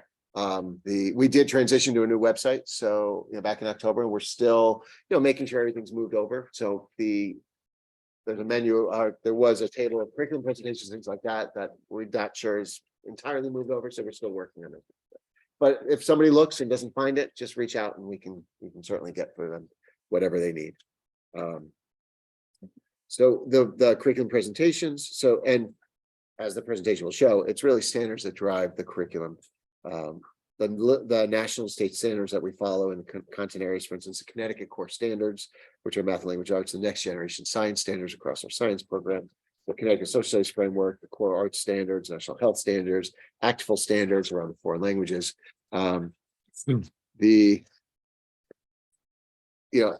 Glad to answer more questions about that down the line, but I would again encourage that the presentation and, we're educators. We love teaching about this stuff and learning, and those presentations are, I think, very, very informative. 47, I noticed that while South School student population is 68 less kids, the budget is $200,000 more, appears to be driven by salaries. Can you talk about it? It is driven by salaries. I mean, salaries are over 60 some odd % of the budget each time. And it really is about where folks are on the salary schedule and the degrees. But the staffing is continually monitored and watch, our faculty staffing is based on our class size guidelines. And again, you can see in our student enrollment reports, they're leveled according to those guidelines. This extra support that's available to students across the schools is similar. So it's based, so number of reading specialists, math specialists, others. So there's a commonality that 3 elementary principals build their budgets together. But what they don't have in front of them as they're doing that is the salary costs, because that's not something they have any control over, right? So we don't give them that to build in. Otherwise, South would have fewer instructional resources because their staff are more expensive, given their experience level and their degree level. So That could be a simple, a few steps for $200,000. that's all it is. Exactly. It's minor. There are more teachers. Compared to the overall budget and the costs. And also it's not a manufacturer, like, hey, this product line costs me X. We're talking about education and a head count and what have you. That's right. Yeah, but just notice that, I mean, they have 68 students less, but they have 43 certified teachers versus 38. How does that work Well, out? 38 at West, but 45.5 at East. They have less than East, 68 less than East. And is he? They have more than West. Oh, got it. Yeah. Okay. So again, it's all driven by the class size Yep, guidelines. yep. Yep. Okay. I'm glad you spoke with the difference between less and fewer. Yes, I appreciate that too. Thank you. Thank you. Not too late yet. It's the English teacher. Hey, it's even at this late night, I'm you know, impressed. pick up. I always leave her impressed. Benefit of low expectation. Fun. 48. Let's keep chopping wood. That's right. 48 is about the projected increase in our kindergarten in 26, 27 and after that. And I think we did talk about it a little bit. So we do anticipate in the next couple of weeks, hopefully receiving back the additional study that we've contracted for that's taking that deeper dive, looking at not just numbers, but also housing starts and other things. So when we get that back, we will be asking the group to come before the Board of Ed to share the results and to present that to us in that way. And then we'll be coming together at the Board of Ed in order to develop next steps based on what the data said. But we don't want to get over our skis, as it were. So we want to make sure we have that data triangulated. And if it's different than what NASDAQ's saying, then we'll come up with another approach. If it validates, it's one thing. If it differs, then we'll continue to study. Good. 49. Related, we're investing in technology innovation, like more details in this area, specifically around innovation. What are we doing to keep up with this? it's an amazing landscape right now that continually changes. I mean, ChatGPT-4 just came out. It's just amazing what AI is doing, what quantum computing is doing, what's going to happen when these things merge. It's a fascinating time to be alive. So as a district, we created an innovation committee last year, based on Board of Ed district goals approved. And that committee has been meeting and going strong ever since. In March, we shared an update with the Board of Ed. And again, it's an outstanding presentation, lots of information and detail. One of the tasks of this committee early on was to create a vision statement. So when we say innovation, what do we mean? And so we all worked together through the process and created the statement that our school community nurtures and inspires all students on their journeys to become creative, empathetic, and holistic problem solvers who find joy in tackling authentic challenges as they build a better world. And when we think about innovation or work around innovation in the design thinking process, we really think this vision for our kids as they go through our schools will help to inform our instructional practices, assessment practices, experiences we provide, and lots of other decisions that we make along the way. And I can go on and on about the innovation, but it's here, you can read it. We've also, I mentioned before, been expanding our course offerings. So in the middle school, the elementary school, the high school, whether it's computer science, as I mentioned before, engineering, video production, STEM opportunities, other things. We've got our STEM program, and we really do see innovation as the next evolution of STEM, in that it's really focused on application and design thinking and problem solving in a way that it goes beyond the technical. So where STEM is about engagement, innovation is really about empowerment. You're empowering the kid, the child, to work, to solve problems, to come up with meaningful outcomes. So it's not convergent thinking. So in STEM, in engineering, you're all driving towards the same solution. Instead of convergent sort of thinking, problem solving, it becomes divergent thinking and problem solving, where we all may come up with a different solution to the same problem, and they're all equally valuable based on sort of process things. It's really a fascinating thing. Just a quick question, Brian, with respect to Chat GPT and GPT-4, which just came out, which is, I mean, you're talking a game changer in humanity, what that's kicking out right now. It's already starting to replace professional services. There's law firms out there. I mean, it's really Well, unbelievable. it already passed the Yale I know. bar at what? Well, the bar at 90%. Yeah, the increase rate from the first version Chat to Chat GPT-4 is unbelievable, past the medical boards at a much higher rate. So my question to you is, and maybe it's a time, maybe at a different time, but what are teachers doing in terms of, they're these things can kick out essays now, and you still have to fact check, but you can insert images now into Chat GPT-4 and it'll throw back, graphs and charts. But what are teachers doing now to try to push back on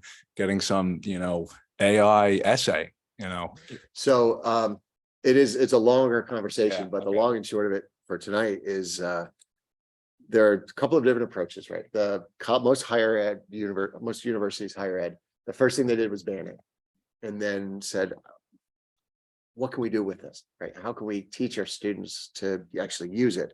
And so we're seeing emerging from there some really interesting approaches where professors are expecting students to use it, requiring it even, saying, I expect you to use ChatGPT for this, because if you didn't, you'd be a fool. But you need to take that, bring that with you into class, and then I'm going to watch you make it better. So how do we teach students to use this as a tool to take them further, right? So we're sort of in the bigger conversations, we think about the disruption of the calculator. Okay? And back then we thought that math was doing the calculations. Now we know math is identifying the problem, collecting the variables, letting the computer do the calculation, and then checking to see if it's right? So using linguistically is ChatGPT, are there some parallels, and can we learn from the way we responded there to what we're doing now? I remember when Google emerged, schools were panicked, right? Because now kids can just look anything up and get the answer. Now all I gotta do is ask the question, the answers come. But new professions and opportunities are emerging. We've been doing a lot of study on this around a position called prompt engineer. So people are learning how to ask the right question. And people are working all day with an organization, for instance, in order to understand what problems they're faced with, and then going and creating the prompt to get the solution to the problem that they heard that wouldn't have emerged without the it's fascinating how it's going to create a whole new industries. So while it's replacing some, it'll be, creating others. For staff right now, it's emerging. So we're of course we're nervous about it. And there's an approach to actually take the essays and run them through Chat GPT and say, did a human being write this? And let it tell you. So, using tools and figuring out ways to around it. But in the long run, our challenge will be to figure out how to harness this to further students learning, right? And just shutting it out will never work. And we don't want to get into an arms race where we figure this part out to block it, and then they figure out how to get to it again, and then we do this, and and if we do that, I think we're putting all our energies in the wrong basket. Yep. As I said, it's part of a much longer conversation, because the world is moving faster today than it's ever moved in our lifetimes, and it's moving the slowest that it ever will again. That's why this work is so important. It's profound, isn't it?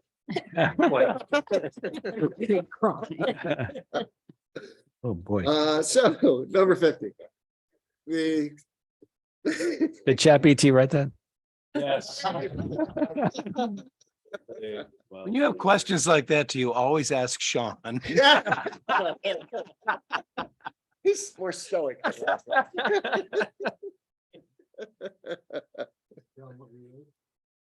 No. Let's see. Number 50. Let's see. Question: do you think we're doing enough to provide robust access to alternative paths for students? And while it's a yes, no, we could say yes, but really we wanted to explain some of the things we're doing. We do still maintain a comprehensive high school, right? Where many other high schools have sort of gone away with some of the more traditional opportunities for kids, like car care or woodworking or those types of things. We've maintained them. We may not run 5 sections of car care, but we do try to run it once a year for a semester at least, if kids are interested. We do run sometimes 5 sections of woodworking, downstairs, and give kids the opportunity to use the tools and to think with their hands, whatever. So we do work to provide that. We've been reinvigorating our business program. We have our computer science program. We're looking at our foods. So there are opportunities for kids and sort of, I would call them non-academic, but maybe non-traditional kinds of pathways to be engaged with things. We do have a financial mathematics course. It's not a requirement. I know that there is conversation in Hartford about making financial literacy a required course in high schools. That would be that'd be a difficult shift, to be honest, because our kids' schedules are so packed. So it's anytime you add something's got to give. And so we'd have to do some work around that. But we do have, we're proud to have a comprehensive high school. We haven't specialized into, say, going to all STEM or all digital or all this. So we try to make sure the kids can find an entry point regardless of their interest and skill set. 51 asks about transportation costs and how hard it is to find good bus drivers. Here's a chart of our costs through the years. You'll see a trend, and this was the end of our contract. You see the 285 to 352. The contract started about 2.25. It sort of trended that way. Of course, the jump in FY22 to 23 is the healthier start times, and that's $1 million. So there's your $1 million difference there. And now, as we go forward, 24 and beyond, we should see around a 2% increase year to year. That is our contract. And you see, we bought those 2 type 2s to bring down some costs as well, and we're still implementing those. Now, there's a question about certainly the importance of our bus drivers. It's important that they're reputable, trained, responsible people driving their children, and we could not agree more, with the sentiment behind that question. So, as we thought about it and talked about it, we have a very long positive relationship with our provider, DATCO. The drivers are regularly trained by DATCO, trained by us. They're part of our school community. Matter of fact, there's so much a part of our school community that annually our PTCs get together and they host a breakfast for them for Bus Driver Appreciation Week. And the kids write notes and they sign a big bus, and it's really very cute and nicely done because they are an important part of our kids' lives. I mean, a school day starts for children when they walk on the bus, right? not when the classroom lights turn on. So that we know how important that is. Before we made the shift over to school start times, I went down to the depot and I met with all the drivers and talked to them and thanked them for making the shift, because many of them were changing their routes, right? So they get to know their kids and their families. And my bus driver when I was a kid, I used to see him around town as recently as like 5 years ago, right? And he comes right up to me, I go running up to him, like you formed those relationships. Charles, he's a great guy. I just remember. So I know those relationships and what that's like. And we wanted to honor that with our drivers, and we did. And they, serve our kids, get to know our families, and really are a part of the school community. So I think all of those reasons, and we do have our compensation is competitive, right, with our drivers. So I think for all of those reasons, we've really avoided, knock on wood, the driver problems that have hit just about every other district. And when you hit those driver problems, it's disruptive across the entire system. Where I know some districts where the bus drivers are doing double runs for their schools. So the bus driver picks up kids and then goes out and does another run for that same school and brings kids back to that same school, and then goes on to the next tier, which sets everything behind as much as 90 minutes to 2 hours across the course of the day. But what else can you do? It's a real challenge. And I think our positive culture, our relationships with them, and their professionalism that we give to them and that they show for us all complements that. So I was glad to get the question and to answer the question for sure. 53 open choice program for next year. Are we considering that? Why or why not? If you don't know, the open choice program provides an opportunity here for us for a select number of students from Norwalk to attend schools in our district. Typically districts begin with kindergarten, they start with a set number, and then each year welcome in that many new kindergartners as the others move up through the grades. So it's 13 years for full implementation across all of the K-12 grades. It's a long-term commitment for a Board of Education. So the Board of Ed is committed to thoroughly studying and understanding all aspects of the program before committing. But we did begin learning about it in the fall of 21. There are no plans to implement this next year. I mean, that ship has already sailed a while ago, but we are going to continue looking at it and evaluating it. 54 is, how do you identify and prioritize different projects? What's your process for doing so? So this is capital question. So each year the principals and the facilities team, Dan, if he's awake, still here. Hey, Dan. They meet together at each of the buildings, and Dan and his folks, to identify priority areas for the principals and the building managers and kind of what's happening there. And we come up with some functional aspects, like at Saks, there's only one PA system for the whole building, which doesn't make an awful lot of sense when you're running two separate schools in that one space. So splitting that off emerged as something functionally that would be helpful. Facility needs like the new flooring at the schools, the tiles and cracking and everything. So that emerged in that conversation. And then of course, safety considerations like the fire alarm panels and things like that. So Dan and his team and talk to the principals, and those things can emerge. We also have a long-term facility study that we do about every 7 to 10 years. We have one in the budget to happen this summer. The one that we did will be 9 years old, I believe, this year. So that will inform our plan over the next 10 years. We'll also be doing an HVAC study when we do that as part of a new mandate from the state.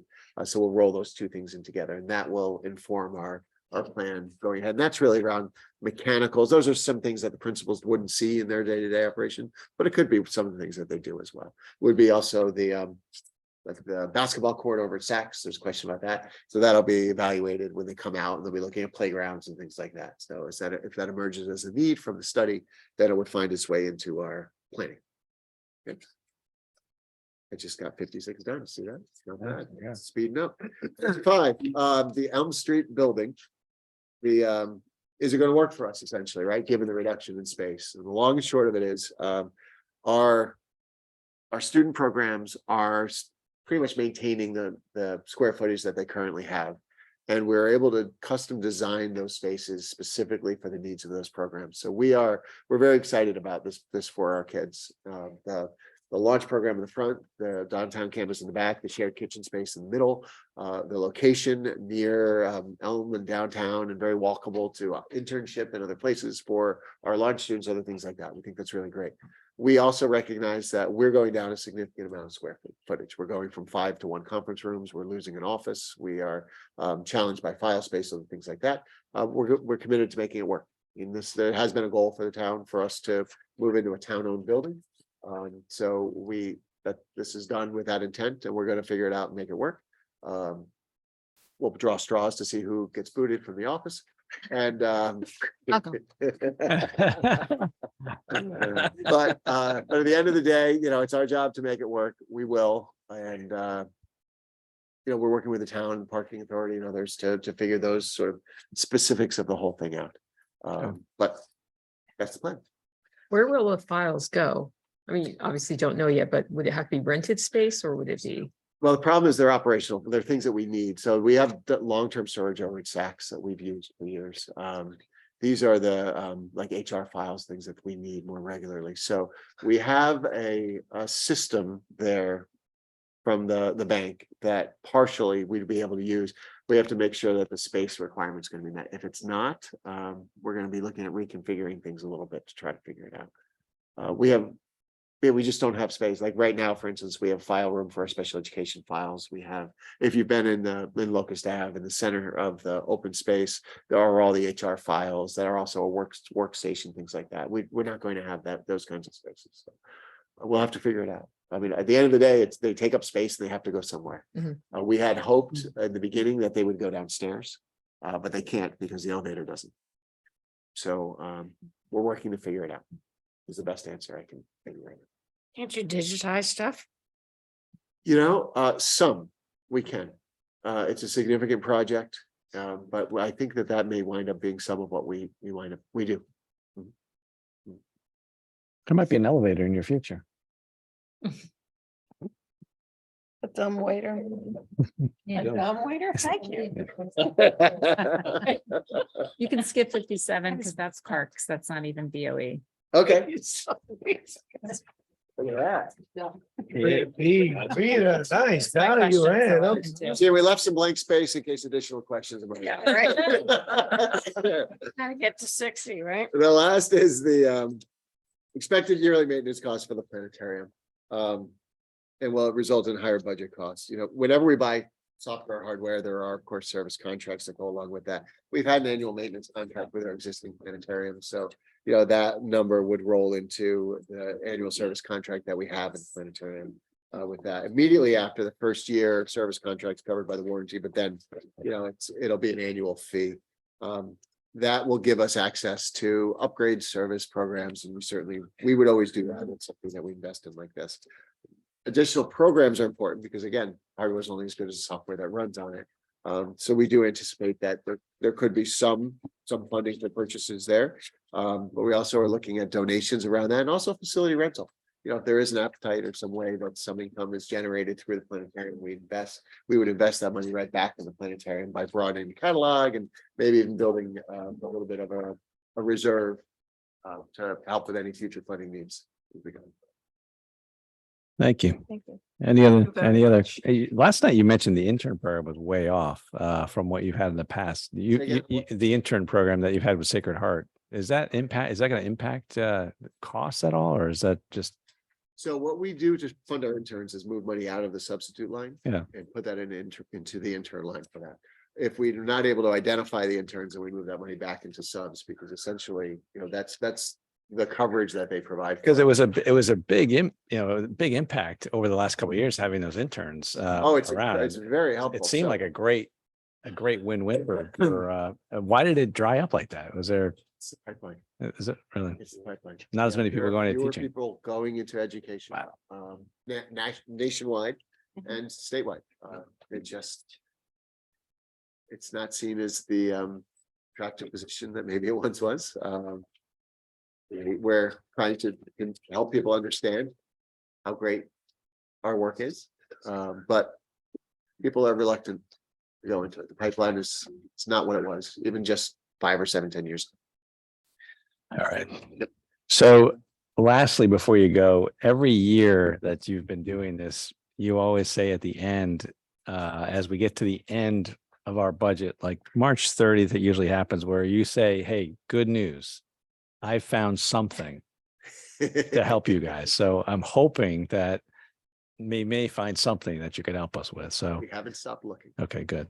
Because you've surprised us nicely almost every year. So hopefully there'll be something that you can help us with. So, whether it be, I think you, in the past, you've used terms like your budget comes more into focus every week to 2 weeks that goes by as you get closer and closer to the end. So, That's right. So- Joe Spurgeon's hurricane model. yes. Okay, so we found 375,000 so far. So we're hoping we can, Well, and that has yes, nothing to do with your side, whatever you can find us would be great, but Yeah, and I would only, for what it's worth, we come to you with a. I know you do. I know 820 you some do. odd reduction. Yeah, yeah, you 820,000 have. or so reduction with Board of Finance, but we are eternal optimists. And you've got time. promising that we will continue to evaluate, and Joe will be The hurricane. looking at our performance in our insurance plan to see if there's any opportunity. Awesome. Thank you Yep. so much. And thank you Board of Ed tonight. Thank you for staying to the end. You guys are amazing. 2 nights in a row. You guys just, you are into the late nights. So thank you. You like that? And thank you to all of you tonight. Great Q&A. We really appreciate it. And we appreciate, the 30,000-foot questions and the nitty-gritty stuff. So thank you for answering all that. Absolutely. Thank you. Motion to adjourn. So moved. Penny and Christina seconds. Thank you. Great. Thank you very much. Hey, guys, please don't shout at me.